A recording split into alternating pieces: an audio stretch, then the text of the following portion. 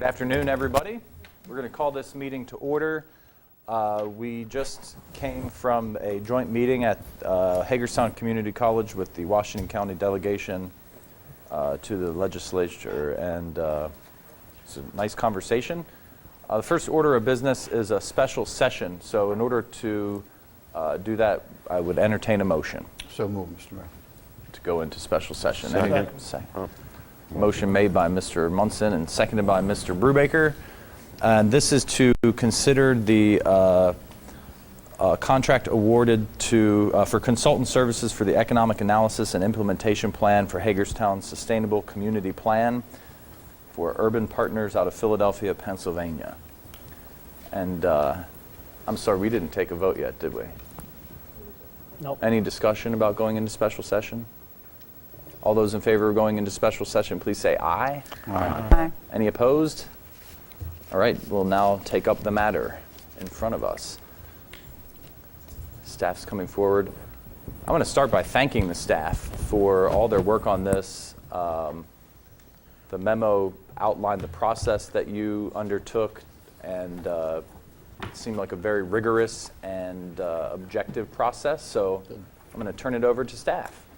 All right, we were last in to see you about this project in September when we were working on finalizing an RFP for this project and also to accept the grant from the Department of Business and Economic Development. This is a 100% grant-funded project from the state, $100,000. And so after we got the accepted the grant on September 24th, we put out to an RFP in several websites that are looked at by planners and economic development firms, and got a very good response from 14 firms for our project to prepare an economic analysis and an implementation plan for Hagerstown's Sustainable Community Plan, which is our most recent downtown planning document. And so we put together this committee of 2 planners and 2 economic development staff from our department to review the proposals. We had a set criteria for reviewing them. We ranked them, and then we prioritized them and did a preferred list of 6. We interviewed 6 firms, and then from there, we further considered the different issues that were important to us, which were their experience, their qualifications, whether they had a deep portfolio of relevant experience with the kind of project that we were planning to do, and then those types of issues. And we got down to 3 top firms and opened the bids for those 3, and then again considered all these factors as well as how their price proposal was breaking out into the different types of activities, and have made a recommendation to you to go with Urban Partners and their subconsultant Brown and Keener. We feel that this is a very strong team, and another good thing is it's also come in under bid. And so in the memo we give you a lot of information. We've also to break it down. You want to go through this? You want me to give you just a breakdown of what their scope of services would be. We were very impressed with the approach they had for us, as well as the personalities on the team that were interviewed, and just the amount of experience they have in this type of work. There's about 15 tasks in their approach that break down to: 1 is input, that's community engagement via a project committee of stakeholders as well as city staff, interviews with other stakeholders in the community, a 1-day workshop to get more interaction, and then a forum at the end. There'll also be data gathering and analysis, because a big part of the project is a market analysis of the recommendations in our Sustainable Community Plan to see what is feasible now or in the future. It would look at retail, residential, office, entertainment, culture, lodging, review physical assets, and conduct the feasibility analysis. Another thing is the identification and prioritization of up to 8 catalyst projects, and they would be doing a cost-benefit analysis of that. The coming up with the 8 will be part of the community engagement process, as well as looking through our Sustainable Community Plan. And then finally, the public forum to present the final report. The final products that we would get from this project would be an implementation strategy document that will include a detailed sequence of steps for implementation, a list of participants, their respective responsibilities, and identification of possible sources of funding for the catalyst projects, all of which would be based on reality as a result of the economic feasibility and the market analysis that was done as part of the project. There would be detailed development packages for 8 catalyst projects, including renderings, pro formas, and other marketing materials to be used to attract developers and investors. community awareness of the plan for downtown, a lot of discussion about whether there is a plan for downtown. This would raise awareness of that plan through community input and outreach, and increase investor confidence through investment and outreach to the real estate sector, all as being a part of this project. And so the team is very excited about the recommended firm that we're recommending to you, which is Urban Partners, and think that this project would be a very exciting thing for the city to undertake. The bid is about $21,000 under budget, $79,000, I think 910. Yes. And we are here to answer any questions that you might have about the approach, the firm, or the process that we went through. Mr. Munson. First, I'd like to agree with the mayor. I took a lot of time yesterday to read this, and you all did a great piece of work. There's one thing I forgot if I read it, though. Is there any interim reporting during this process to the mayor and council as this company moves forward? Are they going to come and tell us anything about what's going on before the final report?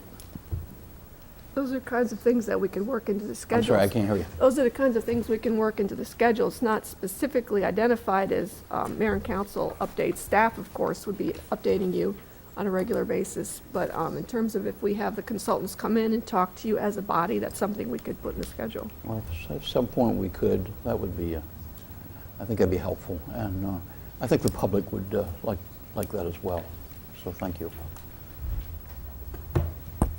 I agree with Dawn. We did that like with the parking consultants and several others where they did an update, gave us a chance to know and react a little bit and bring it up. If it's, I'm not sure if the expense is incorporated here, but I think they're planning on being here in town several times. okay. over the One of course the of time, project. they could combine it with the technical consultations they do with you all. You could work it out that way. I think also because the bid cost came in under the 100,000 grant from the state, that there is an opportunity to propose expanded scope of work, which could be additional visits or additional things that we would see would benefit our use of the consultants with. Well, let's try to incorporate it, not make it an add-on to start with. But Dawn, I think that's an excellent idea. So, Thank you. Anyone else? Questions or comments? I think that it will be important through the contract to focus on that first part that they suggest, those first steps. In other words, there's clearly an indication within the proposal that there will be a focus on what we can envision in these blocks and in these parts of our downtown. And I think that if we don't have a good handle in that first part of the plan on what's there now, to be able to better understand, you know, how realistic those vision opportunities are, I think that without that understanding, the second half of the plan will end up being exactly that, a plan of a lot of really cool and neat ideas and big ticket things that will land itself, you know, indefinitely on a shelf somewhere without the clear, necessary knowledge pieces that I think we need of that analysis and assessment of our existing conditions part. So I think, at least for me, I would hope that given the flexibility within the proposal, you know, the 20,000 under, I want to make sure that we give them the adequate time necessary to do a good analysis before jumping to the, okay, we've analyzed the conditions, now let's talk about the big things, you know, and the cool things that you know, could be envisioned to happen in anywhere downtown. And I think we need to make sure that the first half is done rather than come back at the end, you know what I mean, with that extra funding and that extra scope and say, okay, now let's go back and analyze it a little more. One of the things that I appreciated in the memo, but also in reading through the proposal, is that it's very reality-based. Yes. You know, that in any kind of visioning process, you're going to have sort of pie-in-the-sky ideas.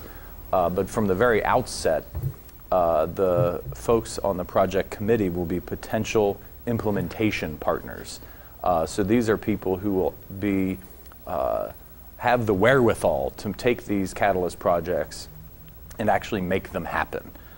So while we want everybody's input and ideas, I think these folks are very well positioned and prepared to say, okay, that's a great idea, but here's the feasibility. I mean, one of the big steps in the scope of service is to create a feasibility of options.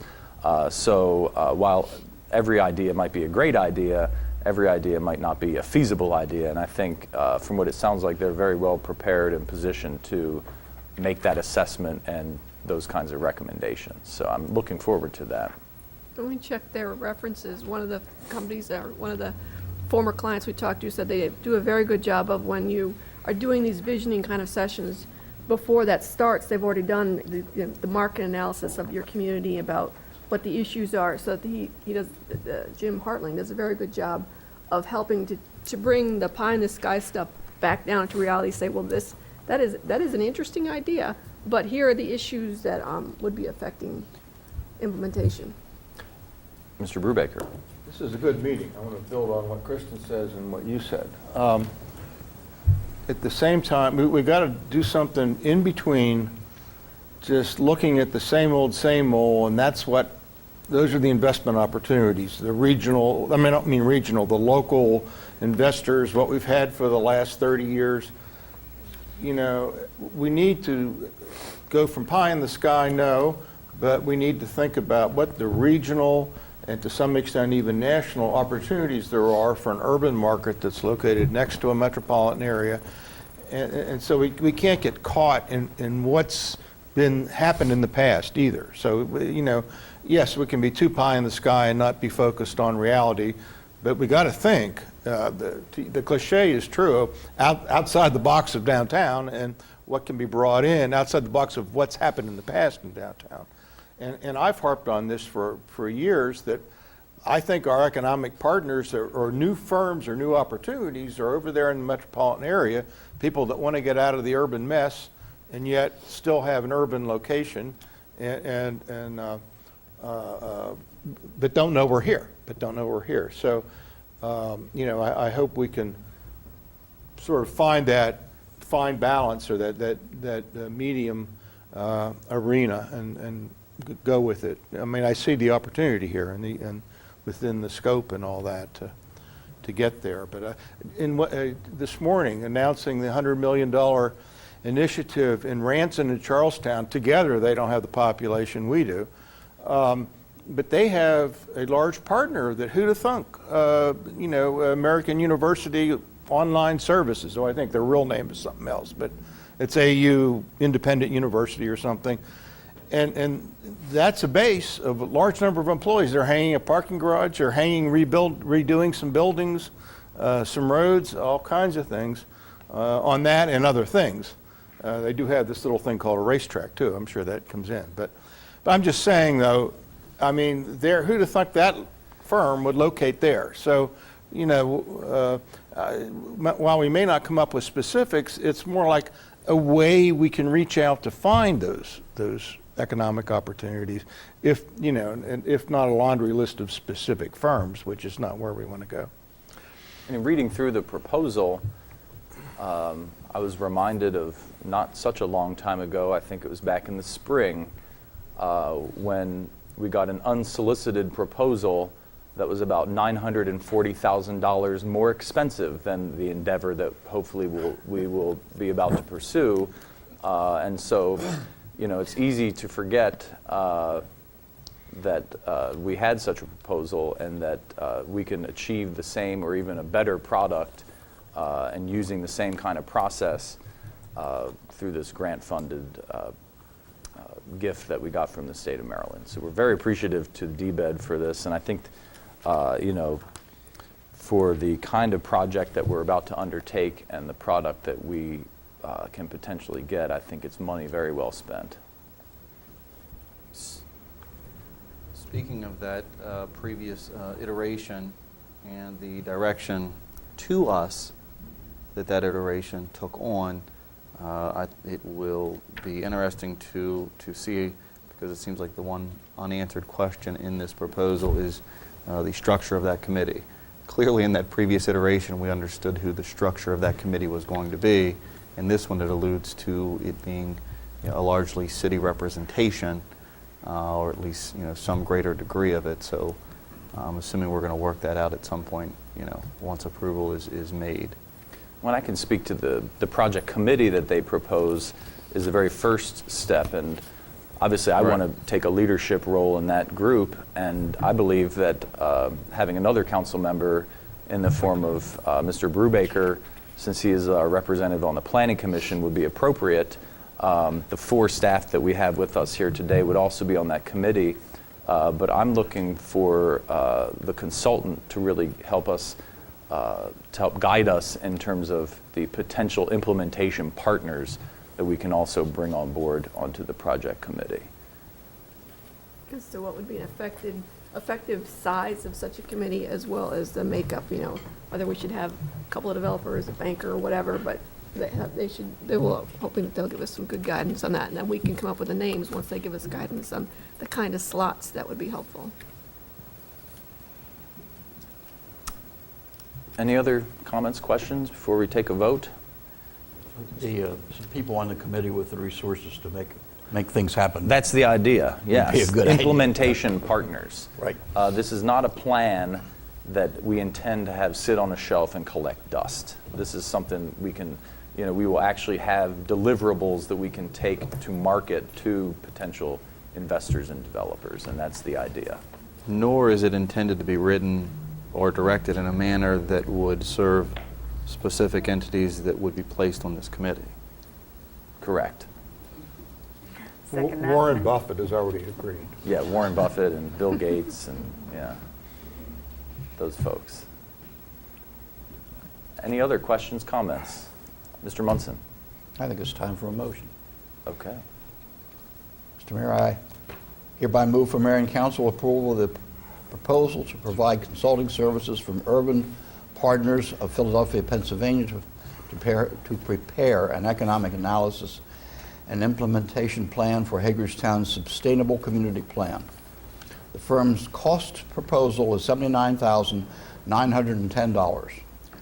Funding for this project is a $100,000 grant from DBED, the Maryland Department of Business and Economic Development.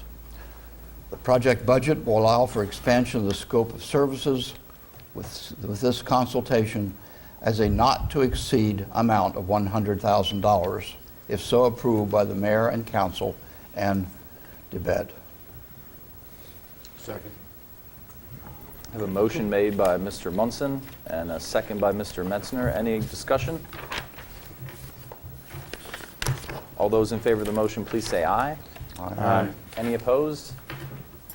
Thank you very much. Thanks, staff. This is going to be an exciting 6-month endeavor. Thank you.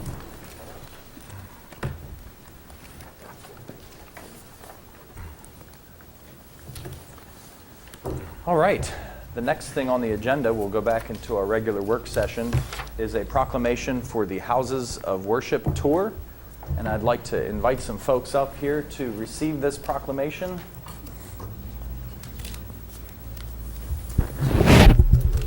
We have Bruce Massey and Rachel Nichols. And Deanna Soulis. I'm sorry? Deanna Soulis. Deanna Soulis. Yes. Hi, nice to meet you. Good to meet you. Well, I'm very excited about this. I plan on attending this year. I couldn't make it last year. I've attended a similar tour in Frederick, and that was many, many years ago. And how many years has this been going on now? Come, step closer now so you can talk into my microphone here for the viewing audience at home and on YouTube. This is the third year? Well, I want to thank, I know the Convention and Visitors Bureau is involved with this too, so I want to thank them. This is a special recognition for the holiday tour of Houses of Worship. Whereas the holiday tour of Houses of Worship will be held on December 26th, 2013.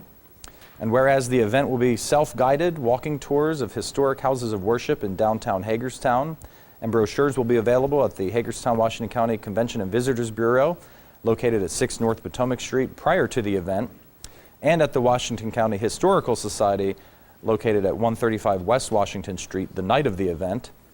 And whereas tours will run from 3 to 7 p.m.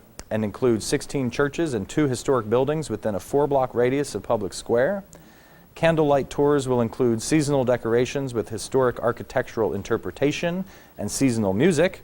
And whereas a bus will be available on a continuous loop through City Center with 6 stopping points for those who wish to reduce their walking distance. And whereas it is events such as the holiday tour of houses of worship which make Hagerstown a great place to live, work, visit, and worship. Now therefore, I, Dave Geisberts, the mayor of the city of Hagerstown, do hereby thank and recognize the organizers of the holiday tour of houses of worship and encourage our citizens to take advantage and enjoy the local beauty of the season. Thank you so much. Thank you. Thank you. Thank you, Mayor. Thanks. Thank you. And I know the ladies here would like to take a picture, so you're going to have to come stand with me for a minute. Am I going to give this to you, Rachel? Sure. Okay, great. Right here on the count of 3. Small step. Okay. All right, 1, 2, 3. And do you guys want to say anything after Betsy takes our picture? I never pass up an opportunity. And Bruce, and he does the same. Cheers, or whatever, cheese.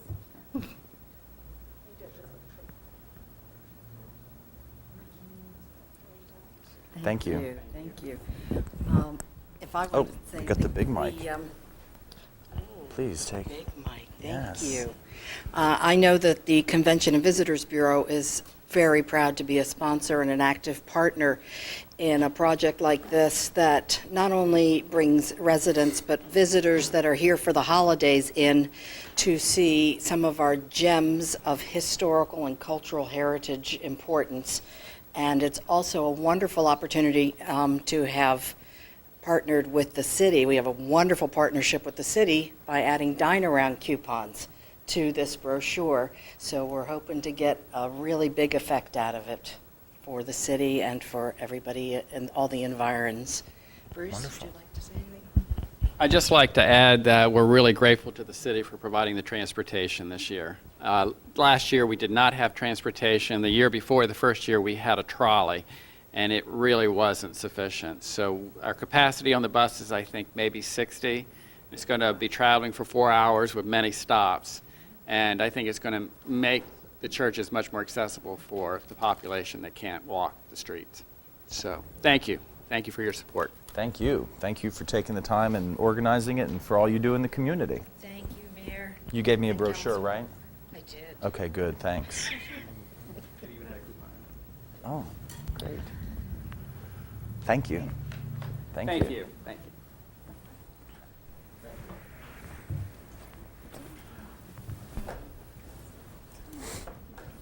It's a wonderful time of year.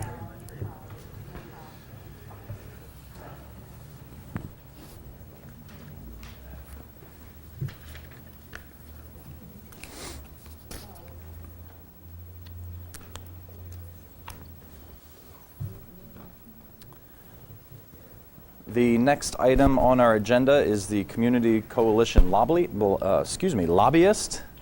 And I believe John Latimer is going to join us here at the table and talk more about that. Welcome. Good evening, everyone. Saw a few of you a few hours ago. Didn't seem like that long ago. I brought with me today just a little handout, as we do annually. And first of all, thank you. Thank you for allowing us to be here.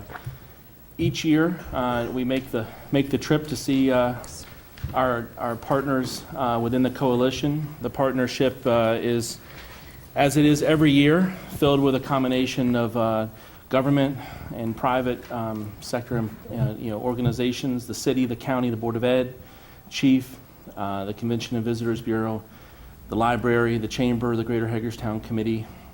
Same groups that have always been represented in this group, and frankly has had some fantastic successes.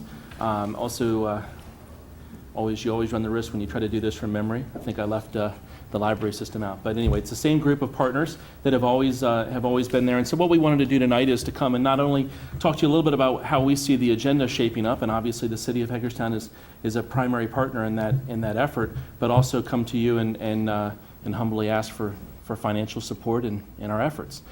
So part of this evening's meeting, or our reason for asking to be here, is to obviously talk about the financial support that you all have historically provided the coalition. But greater than that was to have an opportunity to talk a little bit about how the agenda is shaping up, and then also obviously give you all an opportunity to ask any questions I may or may not be able to answer.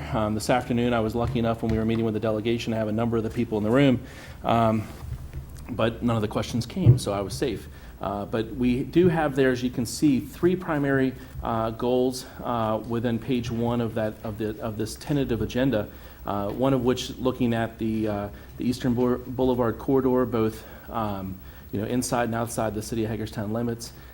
In particular, looking at the different phases of the widening of that road itself, but then also the work that ultimately would take place with respect to a bridge over the Antietam Creek and an extension between Yale Drive and Professional Court.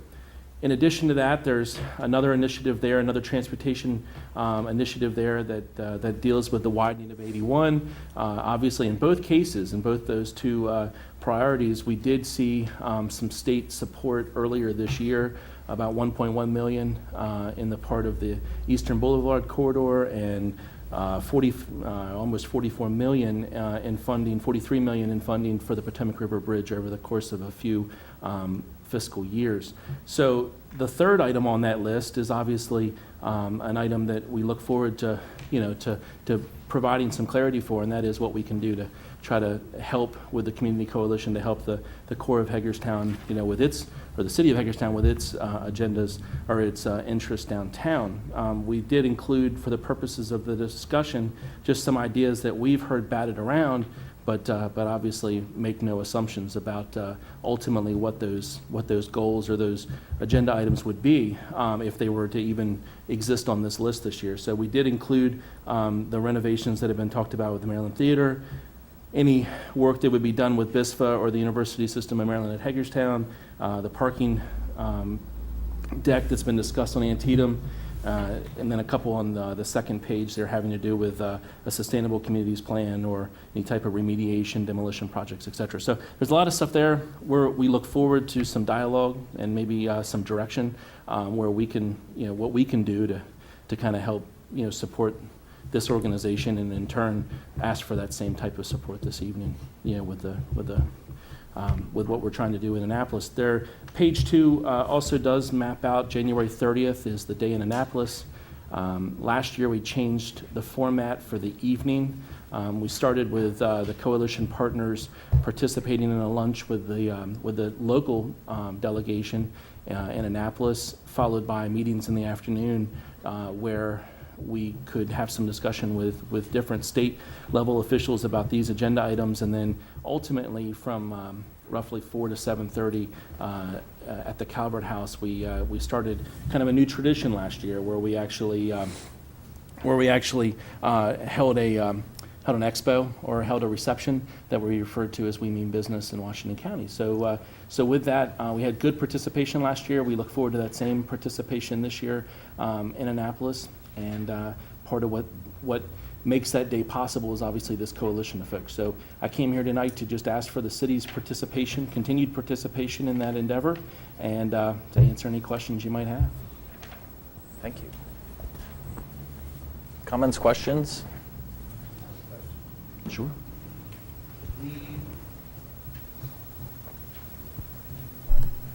The list that you provided us here this evening is marked tentative, and there is a previous iteration that we received November 11th marked potential agenda items.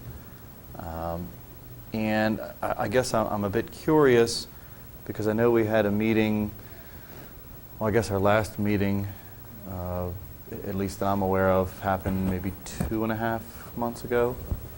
Roughly. So I don't remember exactly. But Yeah, you're I'm just probably trying to pretty figure close. out how we went 2.5 months ago from a list of items to November 11th to a potential list of items to the current iteration, a tentative list of items, and I'm not aware of additional meetings that have occurred to reach that tentative final list. Well, and I think certainly I didn't, while I'm clearly not the author, because I didn't even Right. realize there was a potential list. That said, we probably could have done a little bit better job identifying it. This would be the latest iteration, there's no doubt, or latest version. There have been a series of meetings, obviously, Kristen, I've seen you at most of them that I've attended. Right. I can't speak to when the last one was. What I can say is, the first two items were pretty clear. Part of what made them so clear, or offered the clarity that they did, is because the planning money that came in place of the bridge and the funding, that was given for the 81 issues. As for the core downtown discussion, obviously you've been front and center in it. I think what this list represents is a work in progress, and certainly there's no finality in that third bullet point. And I think in a lot of respects, it represents a clean canvas and an opportunity to put whatever bullets we want to put on it. Because I think the baseline issue is the coalition is here to help all of the partners, and obviously one of the paying customers or one of the paying partners has always been the city of Hagerstown. So therefore, it has to be front and center. What I can't do, though, is really offer any clarity as to what that list should be. If you all do want to take a stab at it, I'm ready to start writing things down. Because I think that's really what we need to do, is we need to get to a point where we can identify what you all want to accomplish in Annapolis this year. And whatever that is, I think it's fair to say the coalition's going to stand behind. Yeah, and I obviously have supported funding in this partnership, both at the county level and the city level in the past. So obviously, in its conceptual form, believe in that effort and believe that there is good in the results that it accomplishes. But as I've also said in the past, when I haven't supported it, is the feeling that the elected body gets so far along in the process, and then that process is concluded in a very finite scope without any final participation. Sure, that's a fair criticism. I think that one of the reasons why I chose the word tentative in actually saying it just now is because I wanted to reinforce the fact that you all, in fact, have to be the ones that ultimately drive this thing. And without that support, from the local elected subdivision, first of all, I wouldn't expect that we would get much traction under anything we were trying to accomplish anyway. So it would be counterproductive to try, and in fact, we don't. That is certainly not the not the goal. That said, I'd love to see us put some ideas on paper that we can go after. Mr. Brubaker. I think, Kristen, the process is something, somebody has to get somewhere somehow, and putting this together sparks the conversation that they're having. It's tentative because you've got to talk to each of the parties is another reason. But I would say this last one, number one, I'm glad that the city's downtown issues are one of the priorities. That's always well received in my experience in Annapolis. It's understood and received when we've lobbied for various things. We also have the opportunity, there's always a briefing sheet produced, usually one page, 2 sides, for each of these issues, and we'll get the opportunity to craft that. So if we want to add nuance or priorities, I'm sure that you all are open to that and fine tune this. So I think it would behoove the staff to make a stab at it and get it back to us and have an iterative process to get that briefing sheet done, and then we all can work from that, because it's not only for the legislators, it's for the presenters. So there's a clear outline, a clear bucket list. And then I also would say the first two, I think the city, the standard thing that most of us say is, if for the city to get involved in funding the various, we did our part in Eastern so far. We've come through, and it looks very good and functions pretty well, except it runs into the two-laner at Jefferson. But we There's can't a do bit of anything about bottleneck, that. but you can't control that. But anyhow, they both help the city. They're both part of regional growth that can contribute to our employment if they're done right. 81, and the widening of that is going to contribute to the overall job picture in the whole area and simply our ability to get around. So that's a good one. Eastern Boulevard, I think, for us to fund that bridge or any of those efforts, we need to participate in the land uses across the creek. That's just common sense. So, that said, I've supported doing these things because I think they're needed for the region. I think that bridge should have been built when the hospital was built. But it wasn't, that's the fact, and it should be built. So that's where I'm going. And I want to say about I think the new format that we've used the last couple of years is a big improvement, starting later in the morning and having the display, the presentation, the various booths. And I've seen a lot of people, different people from the state there.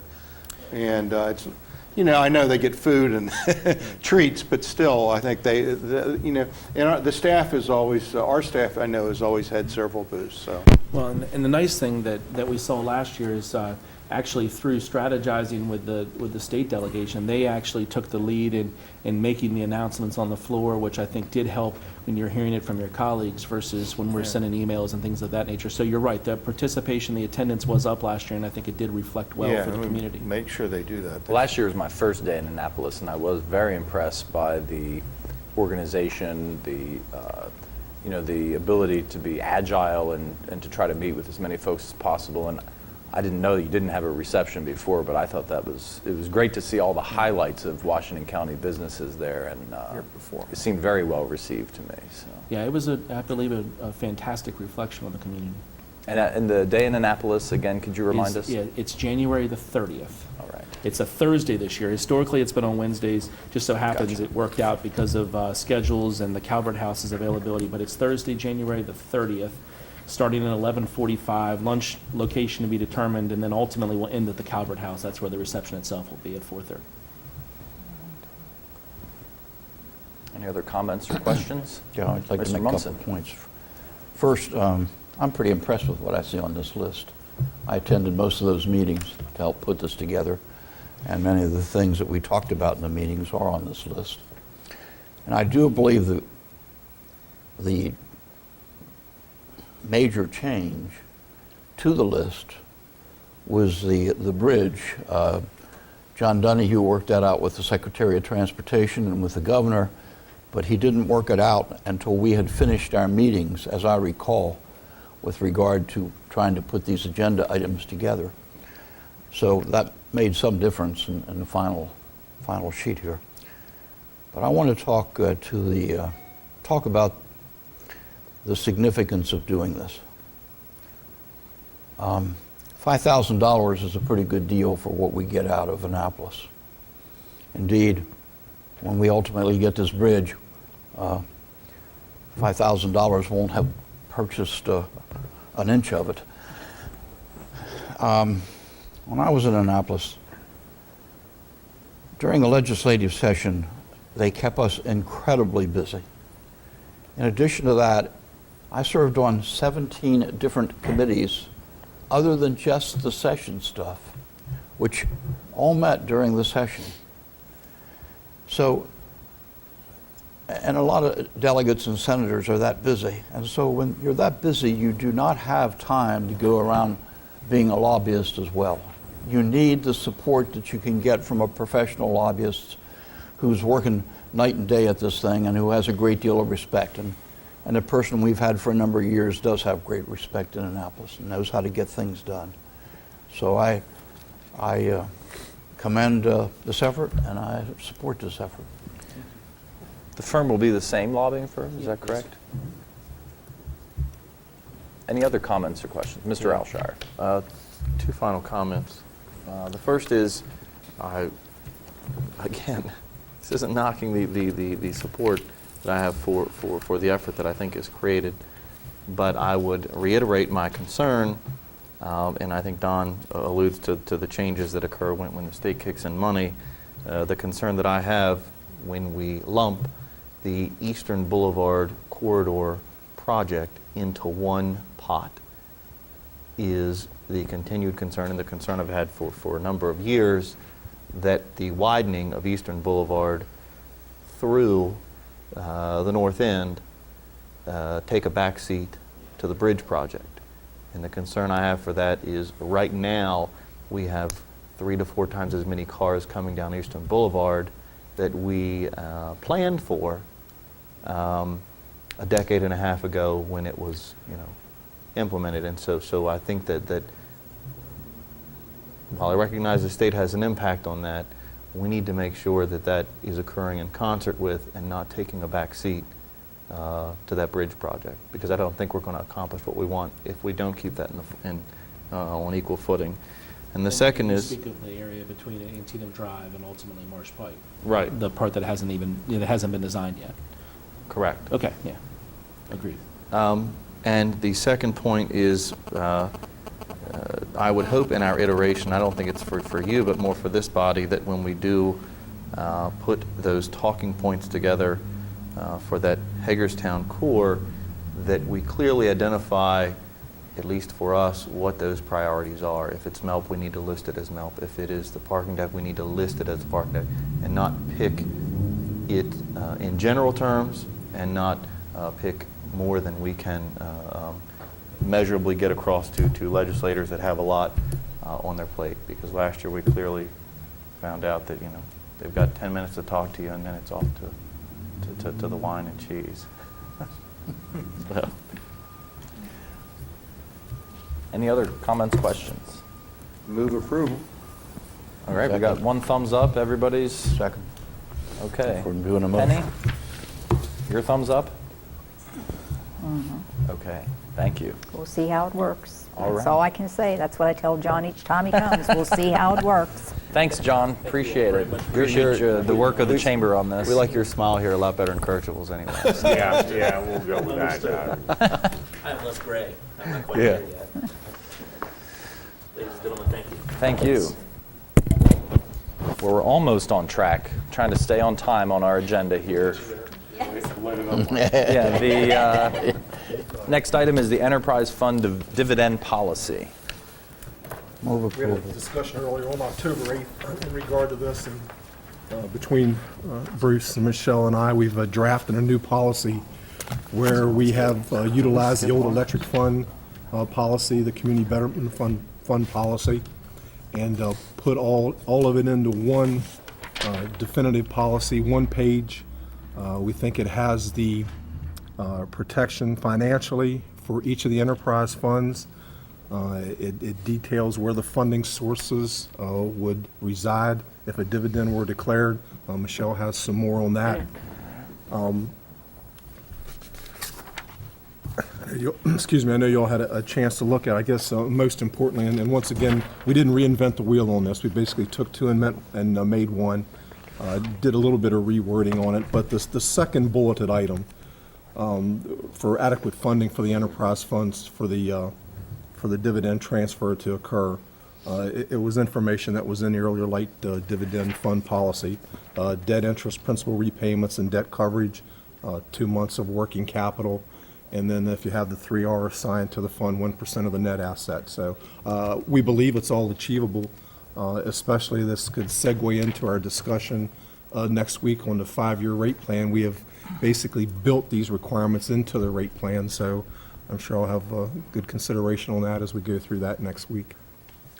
I'll take a minute and explain what 3R reserve is. Yes, so that's the renew, replace, and rehabilitation. It's money set aside in a restricted fund in case you would have a catastrophic failure. We'd have the funds in place at that time to utilize, not have to go out and borrow funds, not have to defer from another CIP. It just gives us that little bit of insurance policy we've set aside for ourselves. You mean if like a light pole fell down at the ballpark or something like that?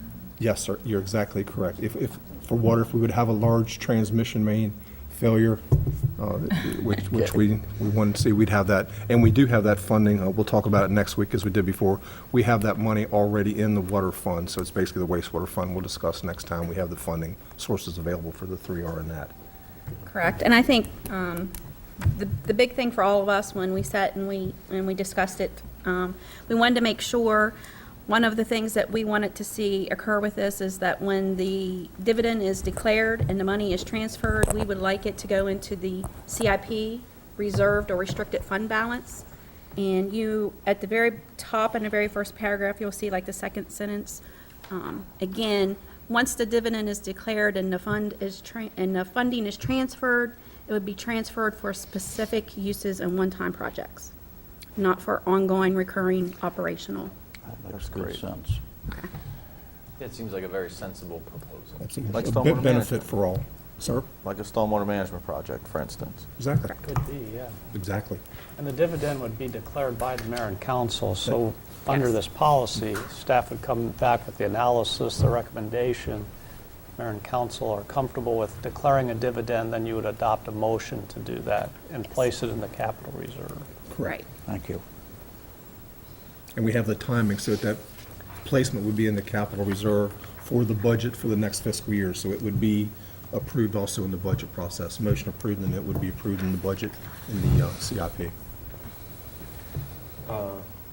You used the word profits in the second paragraph. Is there a quick and dirty, is there a keep it simple, stupid answer to profit? I think it goes down pretty much to our second, our bullets, in the second bullet specifically, the second and the third. First and foremost, the enterprise fund, whether it's water, wastewater, or light, they would actually have to have a surplus for that year. They couldn't have a deficit, an operational deficit. And then to go along with that, then we would, that's where we would look at the things where we made sure that we had the 2 months worth of capital cash reserve on hand, make sure that we allowed for funding for capital expenditures. But those are all things you ought to be doing anyhow. Yes. Yeah. In the word for profit, it's probably going to be applied more to the water and wastewater funds for an increase in sales that we didn't budget for. That's where we're going to see a true profit in that fund. For what, since we're going to go with a 0.5% increase is what we're requesting in the growth. A better basically. return on our capital. How's that? Exactly, it's a return on investment. That's exactly correct. And we can make that statement in there, remove profit and use the same Well, language. I'm not on it. asking you to, I just think that could be a flash, point that people need to be able to understand, that it's what's left after a series of precautions. And it may be better for us to change that since it's going to apply to all three funds. As we know, the Hagerstown Light Department is a not-for-profit. Yeah. So it's basically going to be, once again, Right. if sales are increased over and our cash reserves are such to declare, Yeah. it's not a true profit. Yeah, I don't think any of them are true profits, so I would That is think about correct. that nomenclature. Yes, sir. You all understand that. Thank you. Yeah. Any other comments, questions?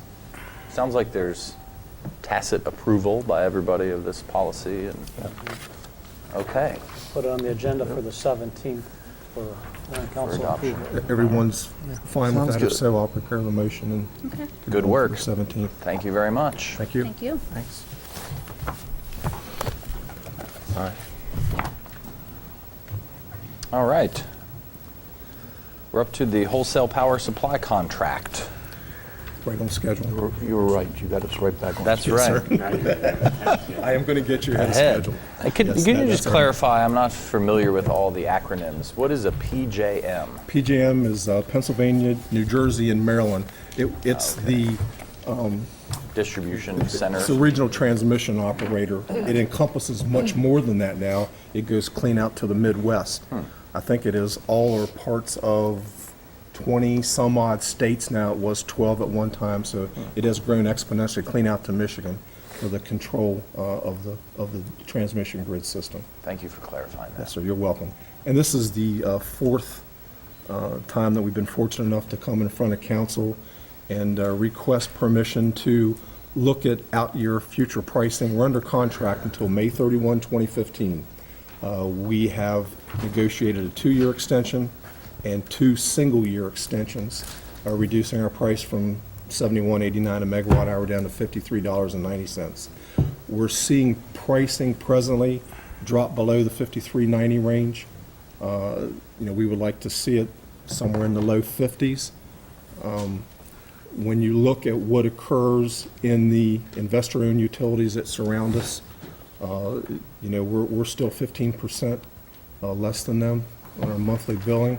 So I think we're doing a fairly good job. Once again, as a not-for-profit, helps our customers immensely, which of course they pay a profit out to their shareholders. The national average I read the other day was approximately 12.6% or 12.6 cents a kilowatt hour. We're about 8.5 cents a kilowatt hour residential, so we're 4 cents below that. Doing very well in that aspect. We've been working with First Energy Supply, which we're under contract with. We're very happy with the contract in place that we have with them. It helps us operationally on how we settle monthly versus settling twice a month, other issues that are a great help to us. So if we would have to go out for another RFP, we're sure there'll be companies that'll want to make some changes to that might not be as beneficial to us. That accompanied with the cost, it's going to cost us probably $200,000 to go out for a full RFP in legal fees, consultant fees for us to get that completed. Plus, it's very time consuming. So I would like permission again, if possible, to look at pricing. If we feel that the pricing has reached its bottom line again, that I can go ahead and lock in and then bring it back to the council then for approval at the first opportunity that we have. I listed some options out in the back. There are other options in the utility. If it ain't broke, don't fix it. We like the conservative approach. It allows our customers to budget. And if we're going to be able to budget a reduction for them, we're really looking at a 2-year extension this time, which would take us to May 31 of 2017. The pricing looks better for a 2-year than a 1-year extension from what we've been seeing so far. So my request, once again, is just to be able to lock in if we do see something and then bring it back to the council for approval. We've been very, very fortunate in the past for reductions for our customers. We're not fortunate. We're fortunate we have you working on it. Nathan, you both. this is you both, and we both put a lot of time for all in of the customers of City Lights. Thank you. So we appreciate your hard work on that. I can't see anyone opposing it. I think It's worked in positive. I Mr. Brubaker. need some clarification. Yes, sir. Please. Mike, I had asked you earlier if there was a difference between the third option on the back page and your recommendation on the front page. I think there is a difference, because you say, and I just wanted clarification, that enter into an RFP using the conservative approach. They're both the conservative approach. To enter into the RFP, we try to keep our contract the same. We do the same for our customers. You're right. The bottom of the page, I'm asking to just continue our existing contract. The RFP would continue the existing contract. It's just we would lock in and not have to spend the $200,000 of the third option. Well, as a devil's advocate, what would the RFP would explore different pricing systems or different providers? Different providers. Providers? Yes, sir. We would put it out to anyone who can legally operate as a wholesale power supply trader in the state of Maryland, and that number is in 200. Probably in Maryland, but we would only get the large corporations to do it, probably 10 or 12 of the big ones. And we get pricing now, indicative pricing from other large companies that could conceivably look in an RFP just to try to balance out and see what's out there cost-wise. So you can get the cost when you're considering your first approach. Exactly. Without going through the We are doing that now. RFP process. Yes, sir, to make sure we're getting our best value from our current supplier. Is 2 years the best time frame, or would 3 years be better? Or 3 or 4? Yeah, and it's really, it's Is that too long? market-driven. As the market works, it used to be, they called it gas was on the margin. If you run out of coal supply, if you limit your coal supply, gas comes online to generate electric. That's much higher to operate, so your price went up commensurably. Now, the watchword's capacity. You have to buy capacity in the system to get power across, and capacity prices change every year. It's a bid market for capacity, and capacity is higher in the year 15 to 16 than it is 16 to 17, much higher. Yeah. So in the out years, capacity actually came off a little bit as they project the loads.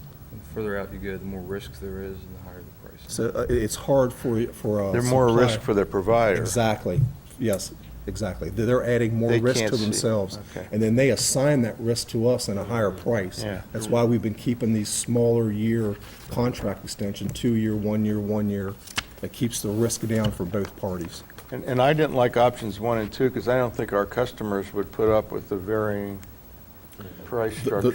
They need to be able to expect. Right. Predictability is plan. good for business. And/or I don't think our fund, we don't want to risk our fund, we could keep the rate stable by letting the fund's condition go up and down, but that's risking the fund or risking having to use general fund or something, because you could let the fund go up and down. So I don't like Correct. those options in our particular situation.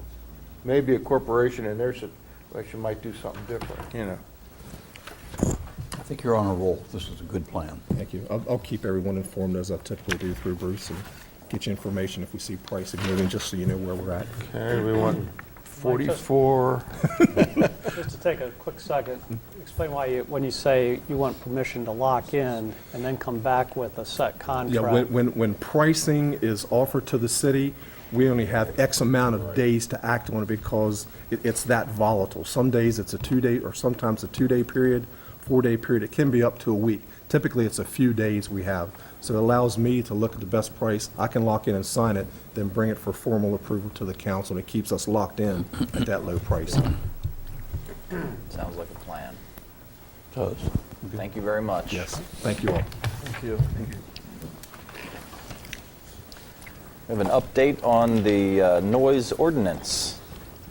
Our planning director will rejoin us at the table, along with our city attorney, and looks like our chief is coming up too.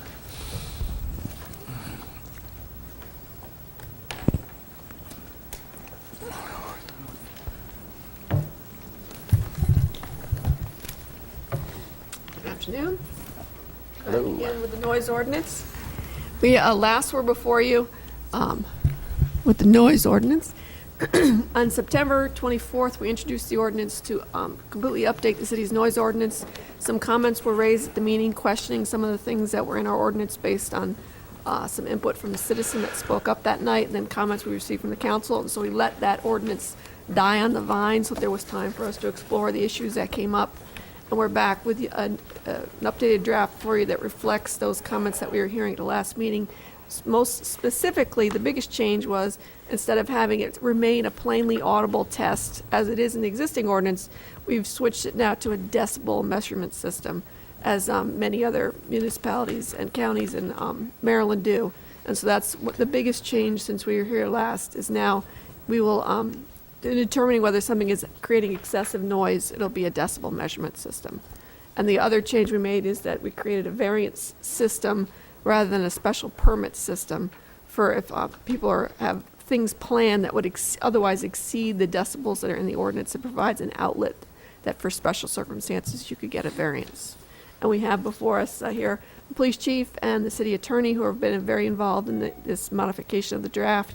And the city attorney has indicated that he feels that these changes would pass legal muster. If you want to elaborate at all. Yeah, I think it also clears up what's daytime, what's nighttime for the officers. That's always been subjective. So it lays down some specific times, daytime, and on the weekends it changes a bit.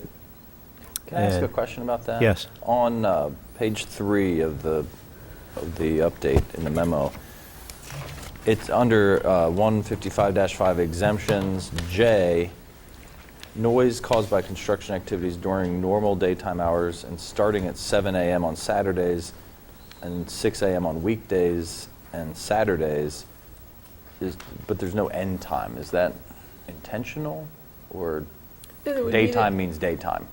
That's just changing the start time. It would still Okay. end at the normal time. Okay. Just because construction activities tend to have an earlier start, but Right. they actually quit earlier. they quit than earlier. You would expect.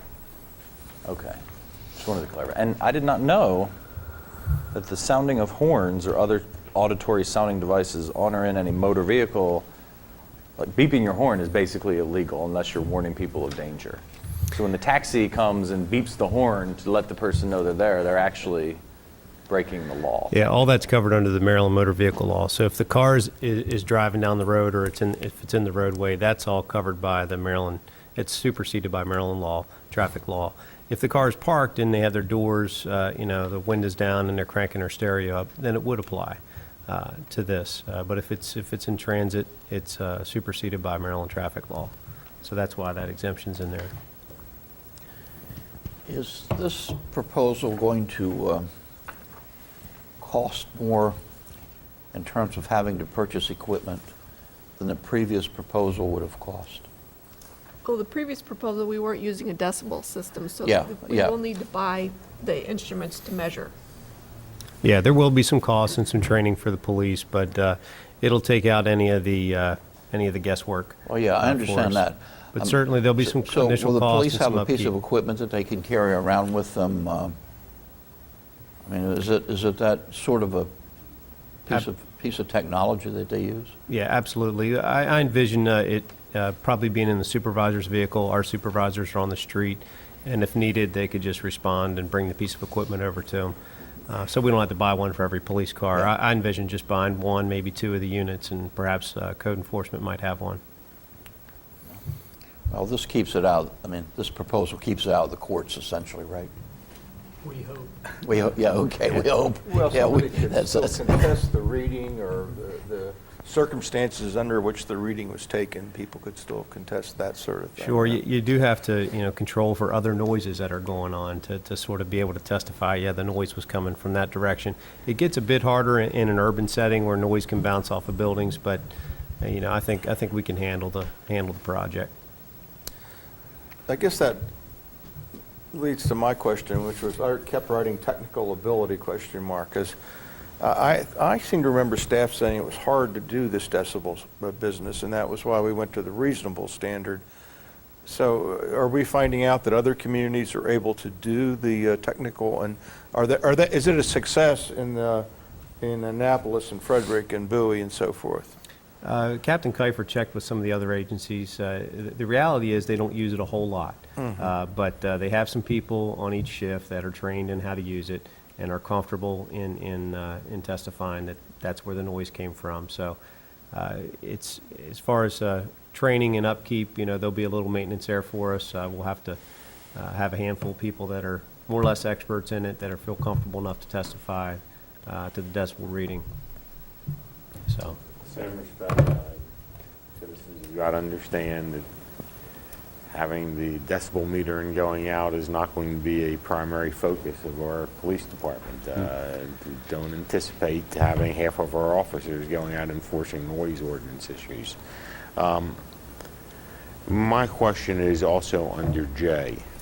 We've done a good job of doing a lot of definitions, but I don't know definitionally what construction activities means. Does that mean, I don't know what that means.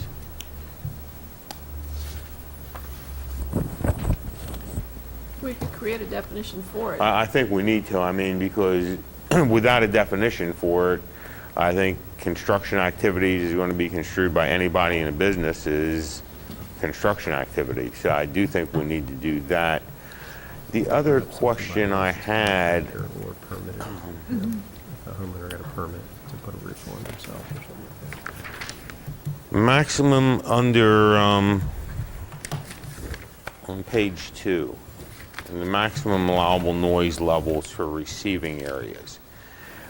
I'm assuming what that means by receiving areas, that if you're in a residential area and the noise is being generated in an industrial area, does that mean if in your residential area you're at 65 decibels, that over 65 decibels, that exceeds the maximum even though it's generated from an area that's not in the residential area? Right. Okay, that's what I assumed it meant. Just want to make sure.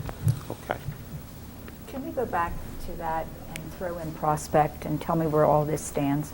Well, I don't know, because I don't know what the definition of a construction, That's activities where are. we have the problem, Right, you're talking okay? about noise coming from an industrial area into a residential area. Correct. I think you would apply the residential standard. Right, right, but then the question becomes, what is a construction Correct. activity? Yeah, the intent of the construction activities was like permitted activities. People are building a home, building an addition, And I that kind of think, thing. and that's what I Road think we work. need to have Yeah. some definition on. Because I know that I've been called as far as this Right, yeah. clarification with the people that live up on Prospect, and of course the recycling, that, you know, it can start at 4 o'clock in the morning, and that's what I'm saying, you know, with having this, that it's with construction, that's not construction, that in fact is, It's Right. normal operating business a normal operating business is what you're yes, talking about. at 4 yeah. o'clock in the morning until whenever. Right. Okay?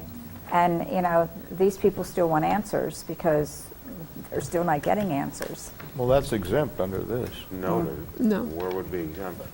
Activities undertaken by municipal, county, state, or federal governmental agencies? That's not that, that's private business.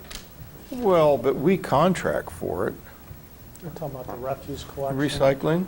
Oh, no, that's not, no, Penny's talking about hub scrap.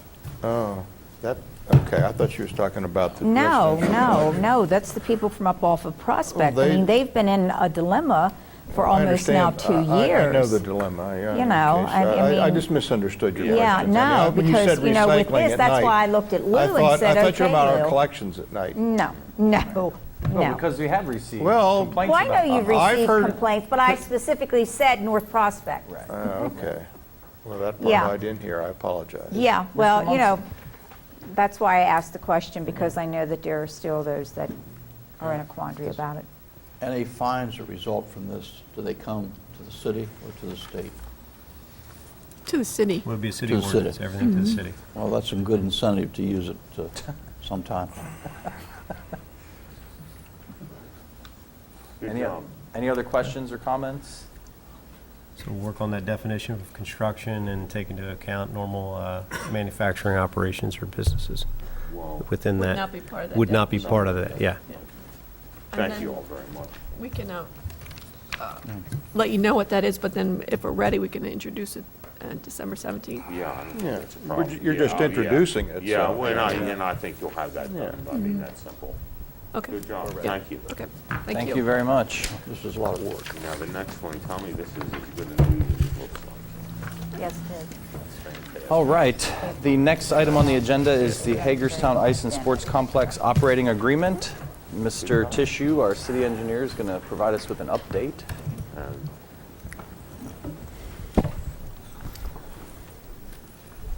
Hello, how are you?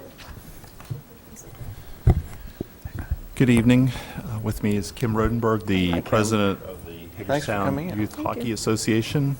We'll just call them Youth Hockey from here on out, HYHA. There's also some other guests here from other users at the rink, and I think Pete and Paul, I think, why don't you guys all introduce yourselves? I think we've been here before, but I'm Right. Paul Sweeney. I'm with the Hagerstown Adult Hockey League, formerly with the Hagerstown Youth Hockey Association. My name's Pete Lowe, and I'm the liaison between the Washington Capitals and the Hagerstown Ice Rink. Jack Carpenter is with Washington County Mediation Association. Very good. So we have some other folks here that have a vested interest in this. Well, for 6 years, the HYHA has operated the rink. They have an operating agreement with us, and that expired this past summer. And that gave us all an opportunity to discuss the future of the rink and the operations there. And with the help of the mediation group, we met several times and discussed what the future holds for the operations of the ice and sports complex. So at this point, I think we have unanimous consensus from all the users that a change in the governance model is the right way to go in the future. And they've put a lot of work into that. I really appreciate all of their ideas and energy, that all of them are volunteers that they've put into this. And the idea would be to create a new group as outlined in the memo, and just a very rough makeup of it would be what their working title of the Hagerstown Ice and Sports Complex Consortium working title, but it would be basically made up of 2 members of the North Stars, which is the high school team, 2 members of the adult hockey, HAHL, 2 members of the figure skating, the Edge Skating Academy, 2 members of the HYHA. Any new groups that come along over time would have a representative on there, and then maybe an at-large member or 2 or something like that. Not quite sure exactly how this would all be put together as far as the number of those. And then the city would be, we'd have a point of contact, myself or my staff would be part of that group, but we wouldn't be a voting member.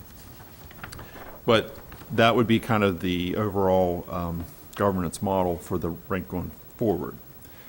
There's a lot of work to be done to make that happen, and I outlined some of that in the memo, what they'd have to go through as far as incorporating and the details on some of the money that needs to go from what's in the Rink's account now to the new under the new group, and all those different details need to be worked out over the next few months. But in the meantime, what we're recommending tonight is that we continue the agreement with the HYHA to allow the rink to be operated by them until such time as that the new group is formed and that we can have an operating agreement with them, and then we would terminate the one with the HYHA. So again, I just want to thank everybody that's here, and I'd like to give them all an opportunity to say whatever's on their mind too, if that's okay. So I guess I'd start with Kim. I think HYHA was willing to give up the rink because the younger families are not interested in running the rink, not the same as the families who are now about middle school and high school who stepped in and did it originally. So with that in mind, we recommended this. Basically, this allows all the groups equal voting rights, not regardless of size and scope of the group. And it also makes sure that the figure skaters have equal voice, as they should have. And it also allows new groups in, which we do have some new groups that would like to come in. Wonderful. We're in total agreement with this. This is pretty much what we've been proposing for the last several months, and we think this is really how the rink was operated from beginning in 2007 forward, and we're just kind of getting back to that model.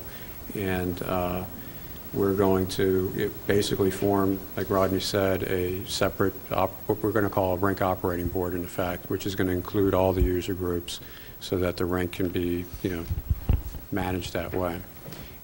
The only concerns that we have is we want to make sure that, everything is kind of like a smooth transition. We don't want to have any sort of, hiccups. Yeah, exactly. So we're not really sure how long it's going to take to get the corporation and have the 501c3, designation attached. And we just want to make sure it's as smooth as possible. And hopefully the rink will start moving, in a really, really strong direction. So, I don't know, Pete, did you want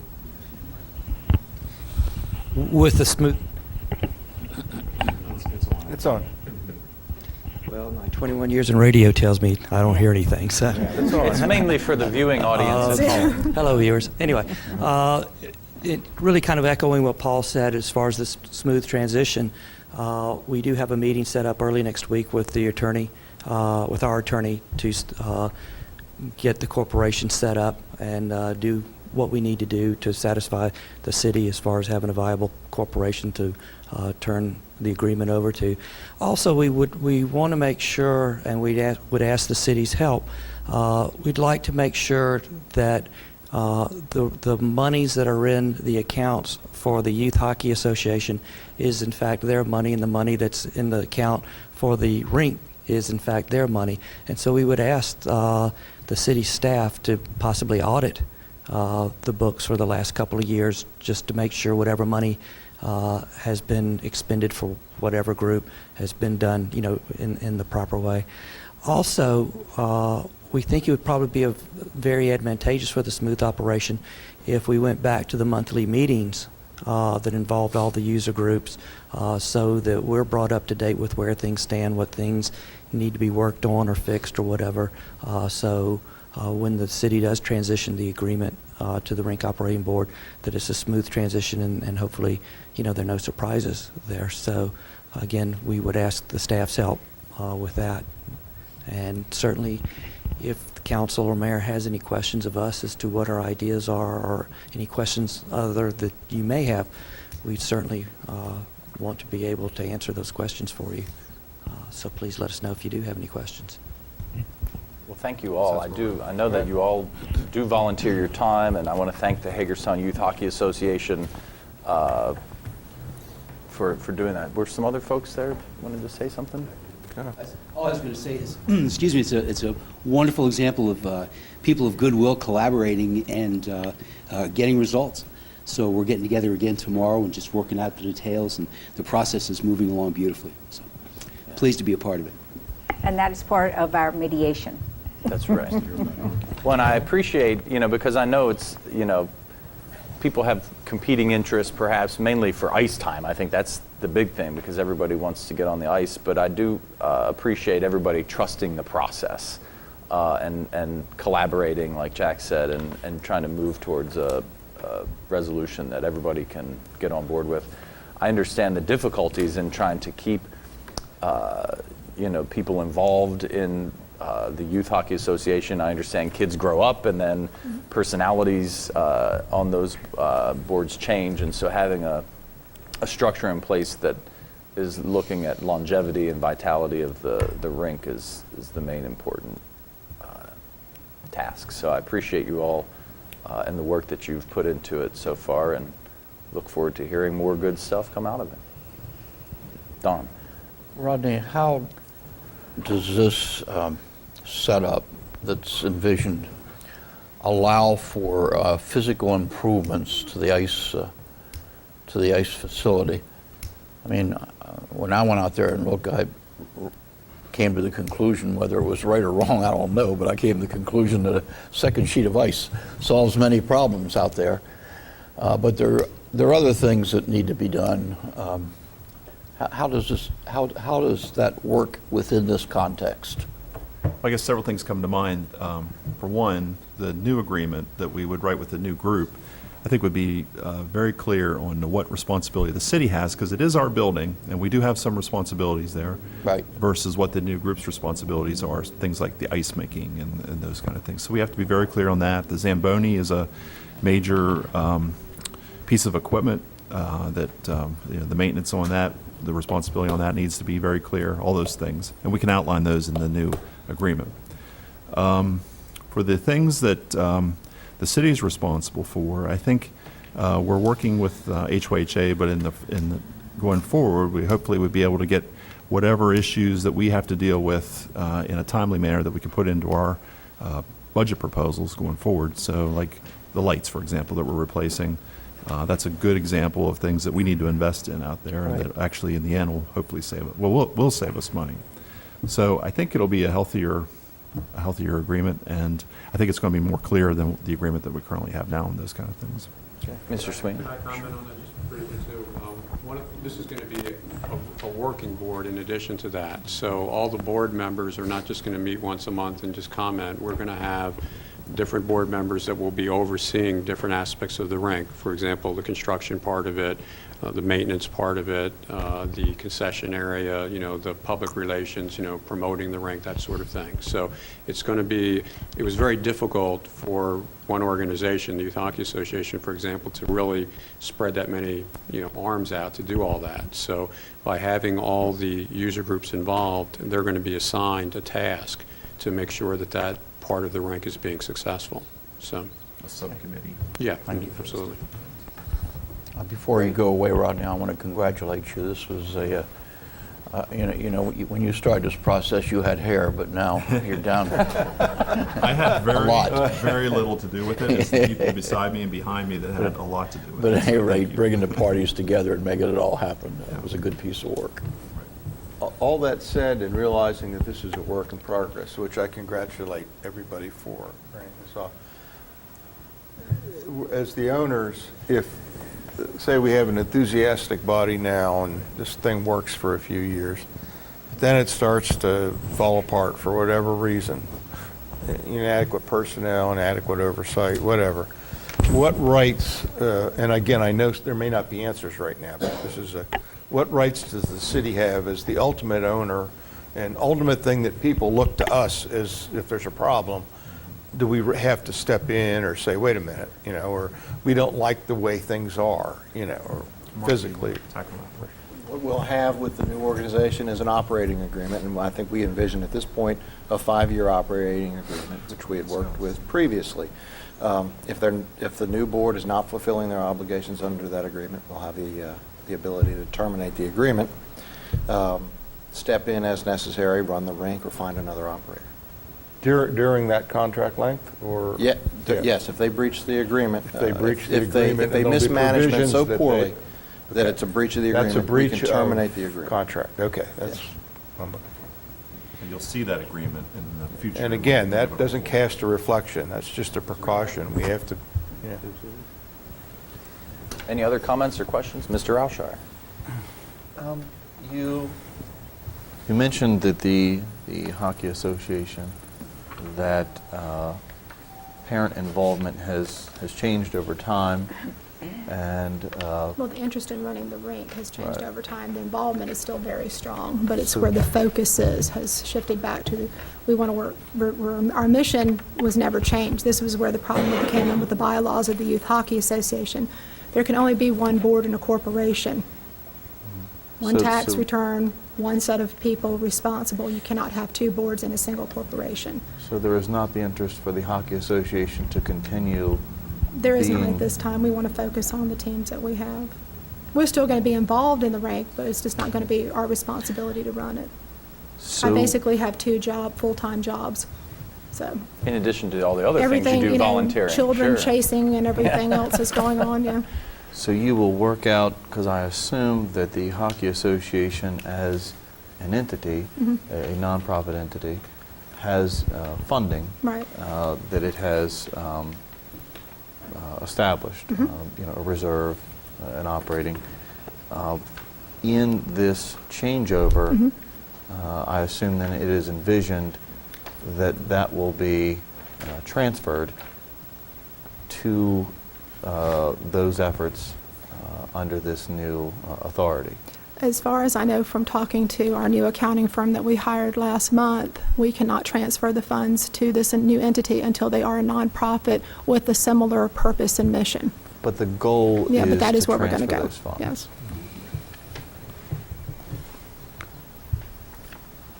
Any other questions or comments?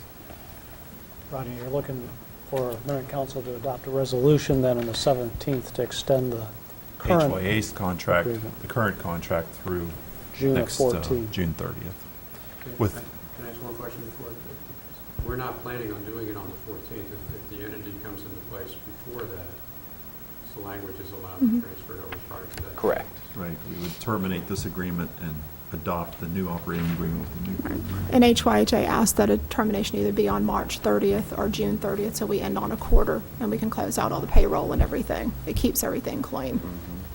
Understandable. So Mark, will that provision be if they're ready earlier? Yeah, all the other terms of the agreement will be The the same, just continued on for the additional period of Well, time. I understand that, but if they're ready earlier, we'll have the provision in there that we can terminate. We will include that. And, but they're concerned about the quarterly thing, I think, is legitimate. So Yes, it seems to me we it's need to March claim. 30th or June Yeah. 30th. Yeah. That's right, isn't it? Yes. Any other questions, comments? Well, thanks again for all the hard work that you guys have been putting into this, and for an excellent cause, and hope to get out there and do some skating sometime this winter. Half of the lights are already installed, Wonderful. and they're showing all the dust bunnies we thought we had cleaned up, so thanks. No, the rest of them will be installed tomorrow. Well, keep up the good work. Thank you. Thank Thanks, you all. Jack.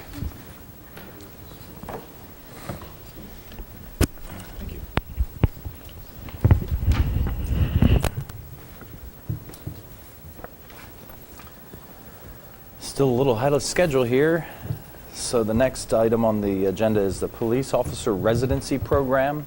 And I know, I guess we should preface this conversation. Councilmember Alshire and I actually took a tour of the property that's described in the memo on Antietam Street Michael Stanford, who I think is with us here tonight, was kind enough to take us on a tour of that newly... that tour also. And Councilmember Metzner went on that tour as well.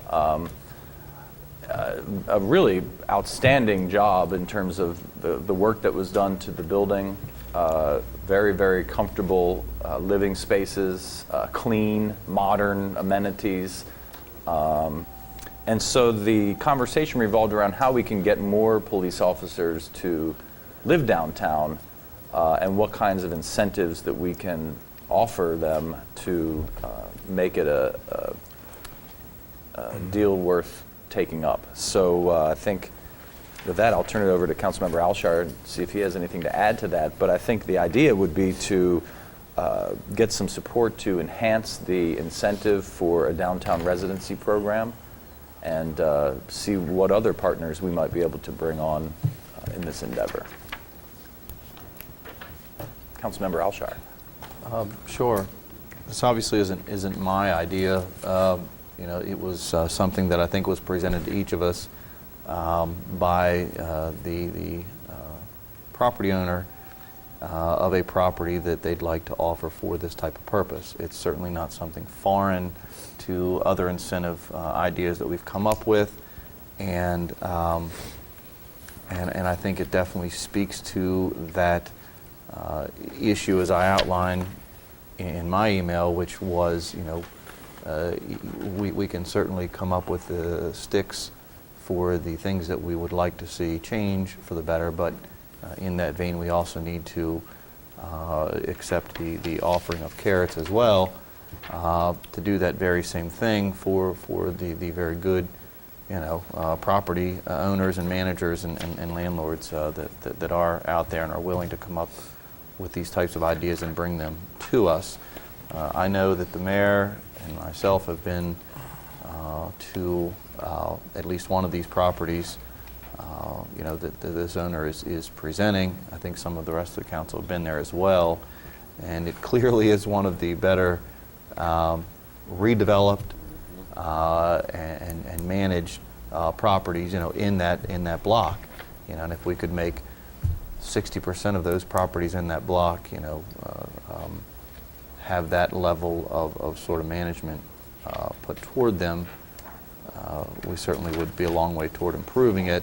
So I think this is one of those incentives that we should consider, which, if you read it, is sort of like a coupling incentive. In other words, it piggybacks on existing incentives we have, and I think that it, to a degree, acknowledges that this landlord, in order to secure and sustain better tenants, is willing to eat some of the cost to do that. We're not getting our doors knocked down every day for that to occur, especially in our urban core. So I think that that is an additional offering that brings merit to the proposal. So obviously you have the memo from the property owner. They're here this evening. You have the table that kind of explains how that would work, and then obviously staff would have to answer those logistical questions. And then I think at the end of the day, the only big question that remains is, are there personnel interested in participating in it? And if there are, then great. And if there aren't, at least that landlord knows that, they understand that, and they can market their property to another prospective tenant. And I noted in the memo, it says 15 officers currently participate in the $100 per month housing allowance. The Downtown Residency Initiative is a different program that provides $150 per month. How many, so 15 officers participate in the officer housing allowance, but I'm wondering, of these other assistance programs, are they also well attended, or is there high participation? How much do we actually spend, I guess, per year on those kinds of programs? The downtown residency incentive is for 1 year, as opposed to the 100 for the police officers is an ongoing multi-year incentive. John, I think we've got currently one We participant currently have one participant in the over downtown. in the downtown residency initiative. Over the years, we had a high of probably 4 at a given time, but again, it's for 1 year, 2-year commitment to live in the apartment, and but so people have come on and come off the program. Do you think that there is some hindrance in that 2-year commitment clause? In other words, let's say I come in, I'm a new employee for the city, you know, and my natural train of thought is come in, find a place to live in that for a certain period, you know, your career's getting moving, and your thought is, okay, my next step, you know, is possibly to purchase a home and further secure that you know, that footing, if you will, in the community. If I'm only getting it that year, but I've got to live there 2 years, I'm just curious how many folks look at that and say, well, you know, I'd like to be there a year, you know, to come to the community or, you know, come back to the community from college or what have you, be there for a year, but I really don't want to commit to 2 years if I'm not getting an incentive to do so because I'd like to buy a house That's in a part year. of it. The other part of it, Kristen, is very well that, you know, you look at that and you say, geez, I wonder if it's going to work for me. And you think, well, my worst case scenario is I'm here for a very reduced rate for a year, and if I don't like it, I move on. Versus if I don't like this, then what I'm doing is moving out and ending up paying full freight because you got to pay a penalty, I'm assuming.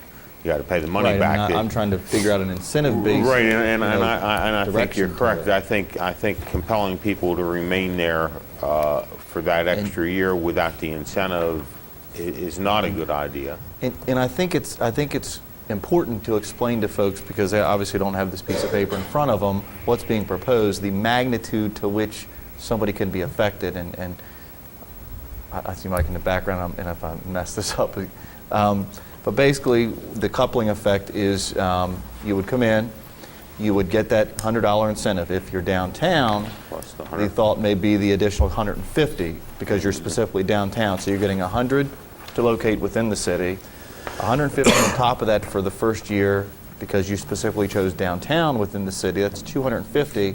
And then this landlord is going to offer 150 or eat 150 of that as their match in that offering. So a $700 a month rent just went from $700 a month to $300 a month. And I would... or less than half.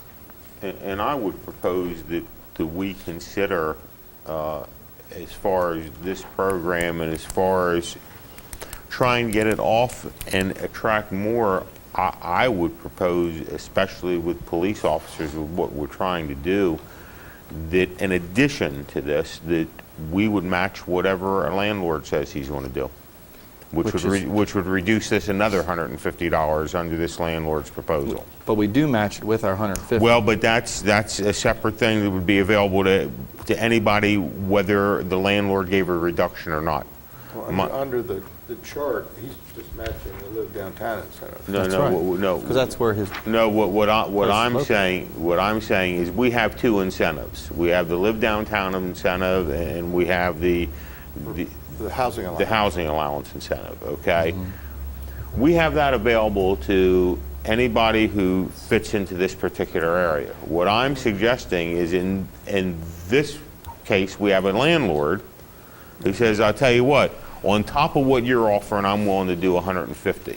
And what I'm saying, in order to encourage that kind of thought process, I would encourage the city to say, we'll match what a landlord would reduce.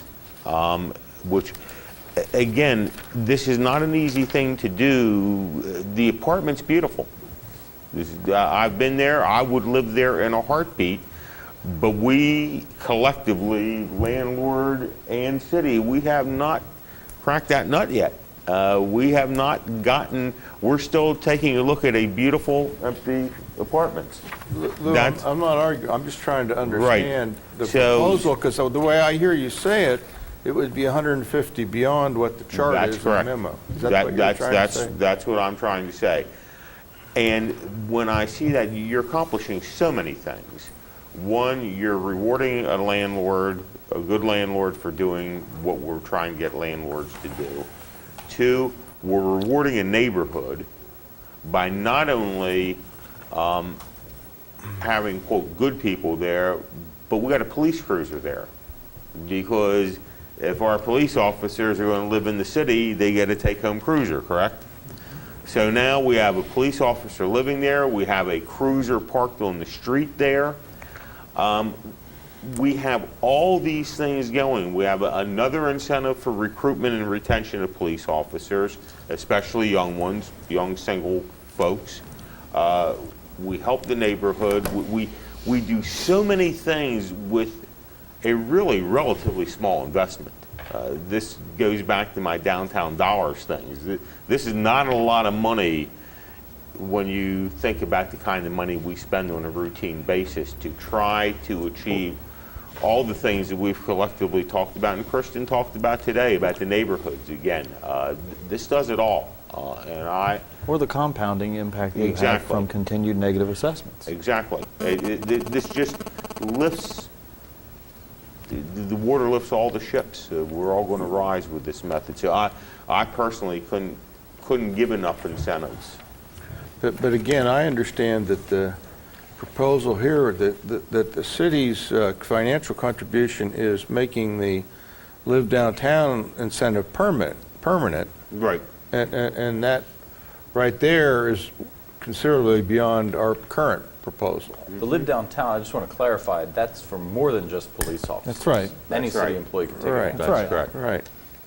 Yeah, and I think a good example, if you speak to the landlord, he currently has an elementary school teacher in a unit in one of his buildings that, operates within an incentive program. So You know what I would really like to find out? I would love a year from now for staff to come in here and tell us we can't afford this program, that it's costing us too much money. I mean, you think about that for a second. And so why not fund it even more? Again, give landlords that incentive. Well, I've heard two proposals, I think. One is to make the Live Downtown incentive permanent, not just 1 year. Well, or continuing, not for permanent. police officers. For me, I think, for me, what I'm trying to say is, I don't have the answers to exactly what this proposal looks like or incentives as a basis for rewarding, if you will, livability of these units, in designated areas of the city. And so I don't think it exists in simply one specific idea.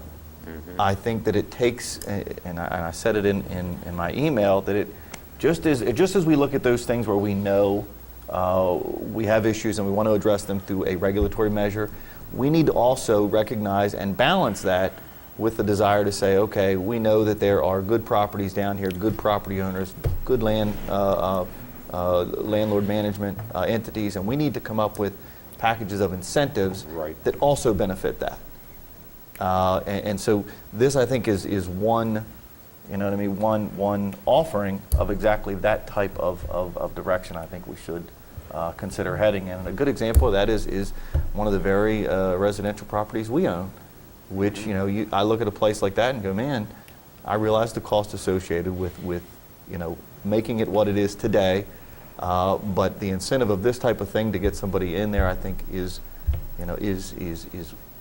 something to some degree that is necessary, to sort of turn that corner. Well, I'm wondering if there's a way to gather data input from police officers about what is the magic number that they, would help entice them to take advantage of some of these incentives. If it's not $100 a month or $200 a month, do we have any information about what they? Well, free rent, right, Chief? And I need clarity on two things. Well, what we're proposing for all folks, what that geographic area is, are we proposing anything extending anything that applies to all potential renters? And by the way, we ought to think of condo, the housing allowance thing, but anyhow, what applies to all folks? And then what is the enhanced incentive for police officers, which I agree with. I don't disagree with that, but we just need to be clear. We need to be clear on what the geographic area is and all, and those types I of agree. things. And one point of clarification, when you worked on the Invest Hagerstown program on the housing side, if you remember, you reserved $300,000 for a residential component. And the two things that you approved on October 22nd added up to $250. right. The down payment rehab programs. And it was staff's understanding that you wanted us to come back on the $50,000 balance tied to the downtown residency initiative with some new thoughts and ideas for you. That's right. That's right. That could change the geographic area, could change the incentive. We don't have that ready for you yet. Okay, but But we need that, But that's yeah. why I said in this email. We understand we need to come back on Right, that. you're looking for Well, guidance our preference tonight. is you do it in a package format. If somebody's got something ready to go and roll out and we can put it in Yeah. place and see how it works, Right. then let's just go with it. Let's go with it.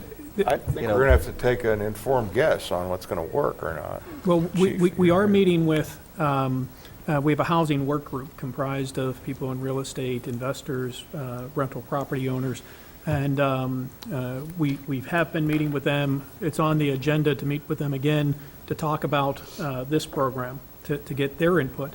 And we're going to have programmatic guidelines because it can't be property specific. So when someone says, this is what my rent is, the first question is, do we have the rent reasonable established for that type of unit?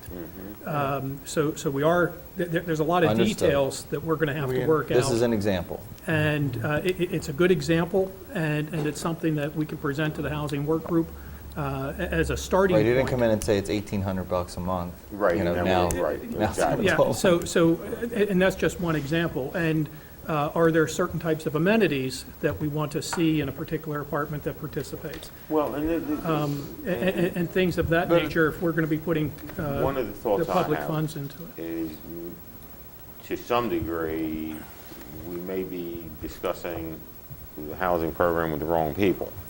I think maybe the consumer is an important person to discuss with more than the provider. I would like to hear from police officers, from other people, this is what I'm going to need for you to do for me to come downtown versus the other way around, because I think if you get that info, then we can orient things to that arena much easier. I think that it is important for that communication with the property owner, the property manager, the landlord, in that type of conversation, that unlike the commercial first, third investment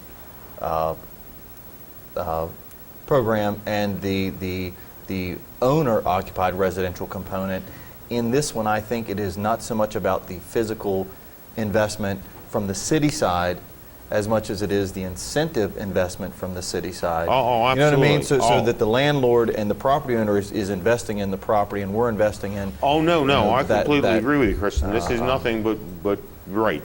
I totally agree with you. The other thought I have is, you keep talking about the carrot, and I couldn't agree with you more. And it seems to me that that we could do things to promote this program for owners who want to become involved with the program. I think that's also an important aspect of it. You know, I would like to see quality properties that I said condo, that our police officers, our city employees, our appropriate people could be pointed out to. We've already seen one. Mr. Stanford's property clearly fits that. The city's property clearly fits that. That gets to where you're saying, John, on the end, that there's certain amenities that would be required, and I agree with you. My only suggestion is that you need also to get that feedback for what those requirements are from the potential consumers, to find out what they're going to require or need. And what we can do, sir, we can put together some focus groups of city employees, perhaps some county employees, to talk about that, to receive that type of input. I'd like to hear if the chief has any thoughts, since he's come up here.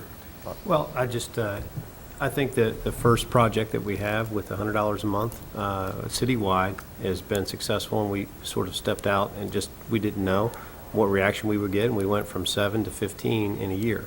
So the officers are locating in the city, and it's generally the newer ones that are coming on board. Right. They're making decisions once they learn about the program to locate in the city. So I think this program is generous, but I just think, incrementally, we'll just kind of gauge it. I can certainly bring some feedback from the officers to let you know. More is always better, but what number works? I'm surprised at how many are taking advantage of the $100 a month and making that conscious decision to move in based on that. So that along with this offering here is awful generous. So. Well, and it's $100 a month, either rent or monthly mortgage payments. Right. In one case, we've got 2 officers renting the same unit, so it's 200 in that unit. Good for them. Each gets 100, so It's a housing allowance. And Right. that's what I'm it's a thinking. housing allowance, Right. right? That might be where we want to go downtown. Absolutely. I think it's a great idea. I'd love to see staff come back with a good detailed proposal so we can get this thing moving fast. Yeah, fast. It's as good as money in their Yes. pockets. John, Yes, sir. I'd be interested in seeing the northern boundary changed from Randolph Avenue to North Avenue as well. For the reason that just a moment ago, Lou outlined the reasons why this is such a good program, having a cop car sitting around. But fact is, North Avenue rather, goes right into Randolph. Right. So that makes some sense to do that. So if you take a look at that too, please. Yes, sir. Good job. Any other feedback or questions? It's a great, and I appreciate the willingness of property owners to partner with the city in making these kinds of incentives for our police officers. All right, thank you. Thank you. So we'll look forward to this, an agenda coming soon. Oh, you got the next one too. We're still on track here. We're at our last agenda item, crime-free housing. I know the some revisions have been made. Yeah, if I could just, real quick, we were thinking if Mayor and Council was comfortable with this, we would move forward with the introduction of the ordinance on the 17th. I'm fine with that. But we wanted to come back and just confirm that with Council. We've got this week and next week if there's any further changes you would like to make. But that's the impression we got from our last discussion is we're getting close to the point where we could introduce the ordinance. I'm fine with introduction. Mark Boyer or John may have some updates that you want to offer, but that's kind of where we're at process-wise, if that's okay with the council. I don't have any real updates to the program. I think we're pretty much there with the changes that council's wanted. You'll see maybe one language change from we had we changed it to a 2-year training certification. So I just gave that to Mr. Boyd today, so you don't have it. But we're going to change the language to a 2-year license as well. So it was a bit of an oversight there. So what we discussed with council was it's a 2-year certification, so you come back for that training instead of every year. We talked about doing it every other year. And so we're going to make the license match that, so you'll get your license renewal every other year, and again it'll remain free. So, So all the property owners or agents, whoever, will have 2 years to learn about this program. no, the program will still start. I'm sorry, sir. The program will still start in July, Okay. so we'll be doing training all spring. If it passes, and then every 2 years we'll do training, so it'll just renew every 2 years. That we already offered up to do the training every 2 years, and so we'll just make the license line up with that. So would you be expecting all the designated, defined property owners to have that done by July 1st, or is there a probationary or a introduction period to get this done? It just seems like it's going to be awfully tight to get. It will be tight, and those that we don't get completed, we talked about doing some provisional licenses as we phase folks in, and Administratively, if someone is scheduled for a training program 3 or 4 months out from the July date, administratively, I think we could administer the program that way. Yeah, and, but if someone is not at least registered for a training program, we'd have a conversation with them. Okay, but, yeah, right.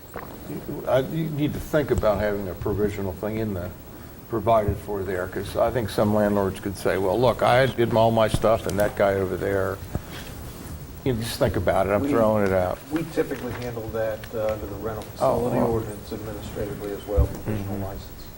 Pending an inspection, that happens quite frequently. Chief, how many property owners in Hagerstown? Rental property owners, we're talking about, we're north of 1,500. Yeah. We're figuring that would be under this program, somewhere in the area of 1,500. Okay. Did you say 15? Did you say 1,500? A little bit more. Somewhere in that neighborhood, yes, sir. 100 plus. Okay, so how, I mean, one of the main sticking points on this program seems to be the ability of the owners to be able to fit in to some time frame the meeting with I assume Jerry Kendall. Is that correct? Right, he'll be our chief trainer for it, I'm yes. sorry, what? Yes, he'll be our main trainer for the program. Okay. Now, when that meeting takes place, I assume it'll be a number of people in what would be a class. It's not going to be one-to-one, right? That's right. And how many people would you anticipate being in a class? I would say upwards of 100 people could attend a class, so we're going to look for a room to put that many in. And and then we'll offer classes in the morning and the afternoon on the weekends to try to make it as convenient as we can for everybody. And we'll broadcast a schedule and do some so they can plan ahead and pick a class and a time that would work best for them. Okay. So I envision well how over a long- dozen training I'm classes. sorry, say it again. I'm sorry, sir. I envision well over a dozen training classes to get this accomplished just in the spring. Well, you Okay, need it and- at 100 times a dozen, that's Easily. still only at 1,200. so. Yes. And these training classes are all going to be required prior to July. Well over a dozen opportunities, not a dozen different classes. Right. You only have to attend one class. Okay. If we had in the neighborhood of 100, we would have at least 15 classes. Could envision somewhere, even up to 20 classes. But you only have to attend one class, a couple hours, and you get your Okay, license that's when my you're next there. question. But all these classes have to be, I'm sorry, this educational process has to be completed by the homeowners or whatever by July. Which is one single That's what I'm asking. couple-hour session. Yeah. Okay. Now, the classes are going to run roughly 2 hours? It'll be a couple hours. I'm not exactly sure the time frame. Okay. They'll be taught by the police and people who you think need to be included in teaching these classes. Yes, sir. Now, suppose for some reason somebody owns a property and they're in the hospital 3 months with cancer or something. They can't make the class. What are your provisions going to be for that individual to make up the class after July? Sure. We talked about a provisional license for certain instances, just as you're describing, and we'll catch up with them. So it might be a provisional license for a couple of months, and we'll take it from there. Okay, now on July 15th, somebody buys 25 apartments in Hagerstown. How do you know about that? I mean, obviously you will at some point. But when would that individual have classes scheduled? The ordinance actually has built in for a change of ownership a 90-day grace period to get into compliance with for the new owner to get into compliance So with the classes would have to be in the first 100 days or Correct. at max. Okay. Now, is there any intention whatsoever, as long as you're chief of police of the city of Hagerstown, to charge for either this license or these classes? No, sir. There's no need to. And from the start, we've always envisioned both as being no fee. The charging for the license and the classes wouldn't amount to much money at all, unless the costs were prohibitive, and then no one would buy a property in the city of Hagerstown. So, I mean, it's just not a idea that's even worth thinking about, I don't think. Right. As a department, as a crime prevention tool, we're seeing the return on investment here much more than the fee would be. So we just decided not to go with a fee to begin with, and we'll see the benefit on the back end. And how are you going, final question, how are you going to measure the success of this effort in terms of reducing crime? Sure. Our best measuring tool are looking at the actual qualifying calls themselves at these properties. So when we started off with the introduction showing the map of the quality of life types of calls for service, we're going to look at those quality of life types of calls, and that's how we'll be measuring our success in this program. Much like Mount Prospect did in Illinois that we showed you that graph. They looked at their overall calls for service at rental properties and saw those gains over the years. Okay, several of the emails I read said something, and I need some clarification on this, something about 10 calls, allowing 8 or 10 calls or something. That's what it is now. By police, and before any sort of action is taken.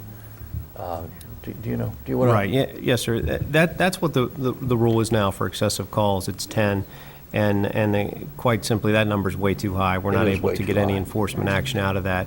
So that's why we're bringing this one in at 3 calls for service in a year, qualifying calls for service in a year at a property, which would trigger the chronic nuisance property.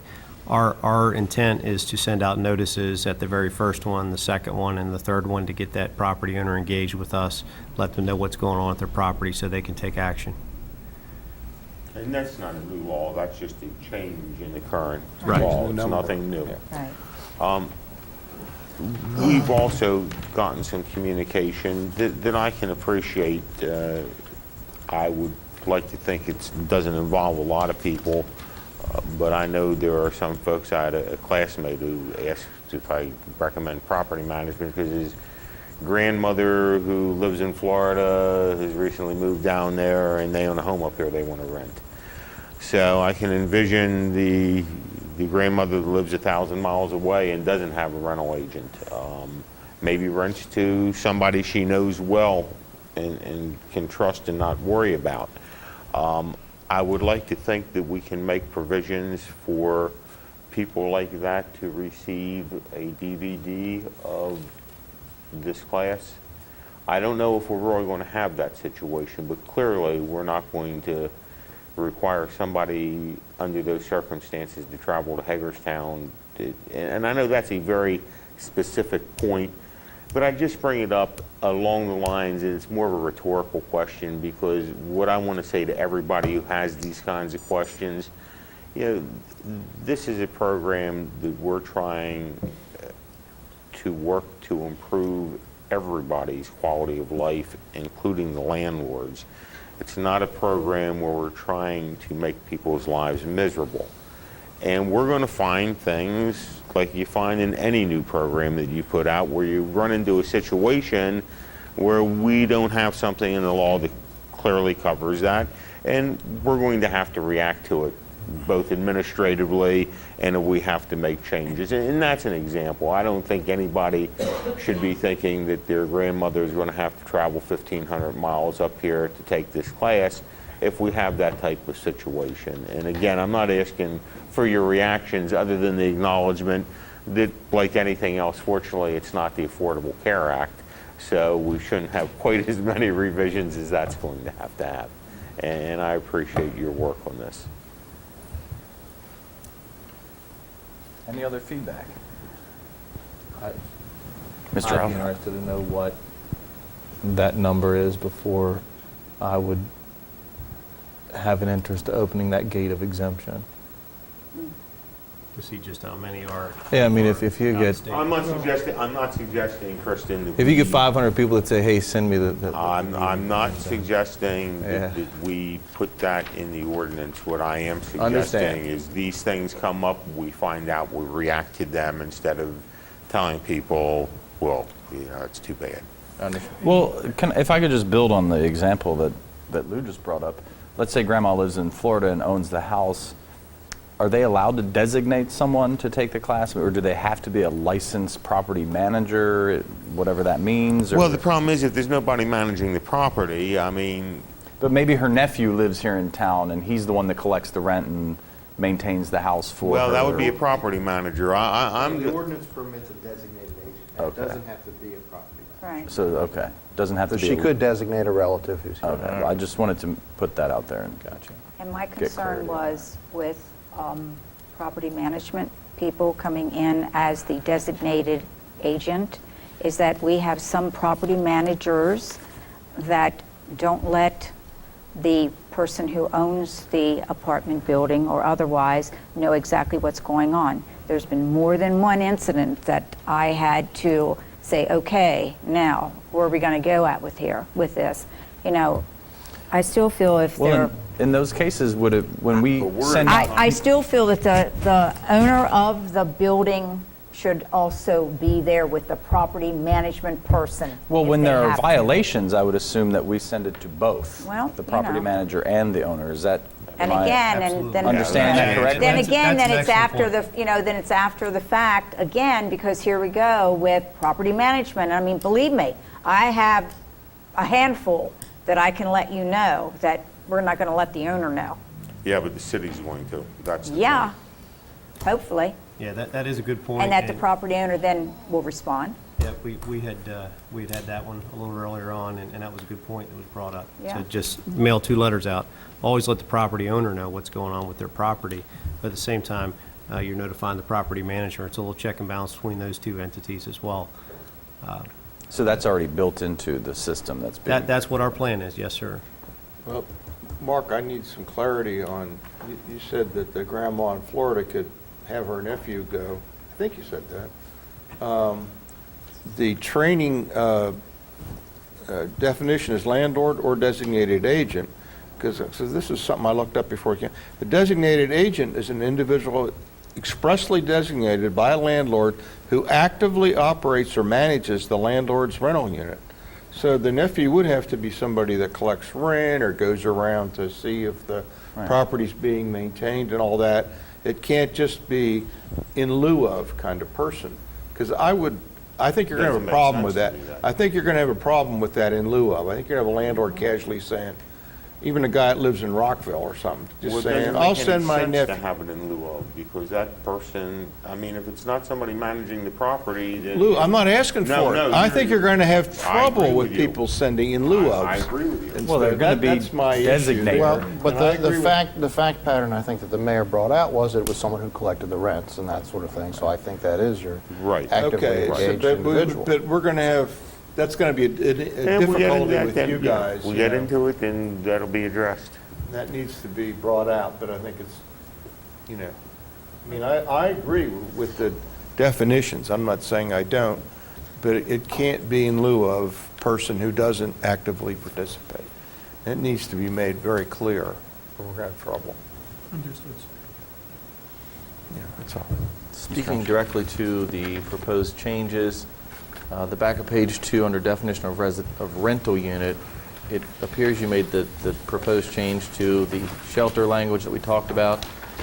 But to be clear, it says specifically nonprofit temporary shelter or treatment facility. 2 questions.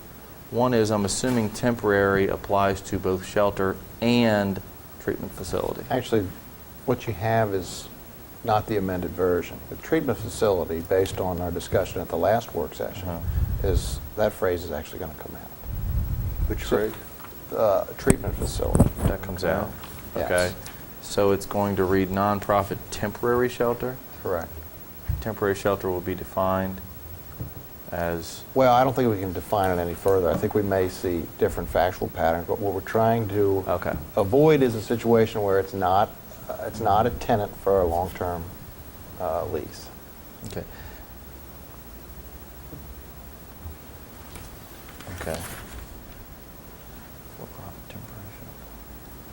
Is everybody satisfied with the 2-year change? I think it's Understand. reasonable. And so you would change the definition, sure we're all in certified consensus. as a residential operator or certification as a residential, instead of saying the annual certification of a landlord, to say the biannual. Correct. Okay, any other feedback? And so on the stuff we were talking about, the practical implementation, there'll be certain amount of turnover in the housing stock. Or how will you schedule classes sort of when there's an accumulation of people, or will you sort of like have a class every quarter, or aren't we that far down the road yet? I definitely envision some standing classes that we plugged in at least every quarter. Yeah. Probably several times each quarter over the next So couple you'd of be years. able to tell somebody buying a property, hey, there's classes X, Y, and Z, and they have something. And that's when the coordination comes in between the police department and our department. When someone's registering as a new owner for a property, we would have a training schedule, and we'd be able to send that out to them and say, here's the schedule for the police department's classes. Okay. Mr. Munson, did you have another question? No, I'm fine. Anyone else? Okay, thanks a lot. We'll bring it Thank back you all. in on the 17th for introduction. Introduction, yeah. Okay. That brings us to the city administrator's comments. None from me this evening. Okay, council comments. Mr. Munson, would you like to start us off this evening? Very briefly, congratulations to the Ravens on their last victory. I thought it would never come. Oh, ye of little faith. Mr. Alshire, I don't have anything. it's going to snow tomorrow. I overused mine last week, so. Mr. Brubaker, I have no comments to make. Mr. Metzner, I'll follow, thank you. Ms. Nye. Just remember, Holly Fest is Thursday night, downtown, tree lighting, and Friday night, if the rain holds off, it will be at City Park. If the rain does come, which If is the rain highly does, likely, we're looking at come, rescheduling we to are Saturday. probably looking at rescheduling to Saturday, correct? Saturday, probably 5:30. 5:30. We'll get the word out. 5:30, but we'll get the word out, because there will be a lot of goodies that will be made and we've got to get rid of, That's right. okay? We're looking forward to that. Indeed, and that's all I was going to say is actually Holiday Fair off the Square starts Thursday from 4 to 7. That's at the Elizabeth Hager Center lot, organized by the Downtown Alliance. Features artisan and farmers market with some holiday crafts. The tree lighting in Public Square will be on the 5th, this Thursday at 5 p.m. To 6:30 p.m. There'll be a program, local school bands, singing groups. I think there's a hayride and Santa's going to be there, and that should be very exciting. And then Holly Fest is at 7 p.m. at the Maryland Theater. It's a free holiday event with entertainment by local children's groups, and you don't need a ticket, just need to show up. So with that, we will adjourn. Thank you very much.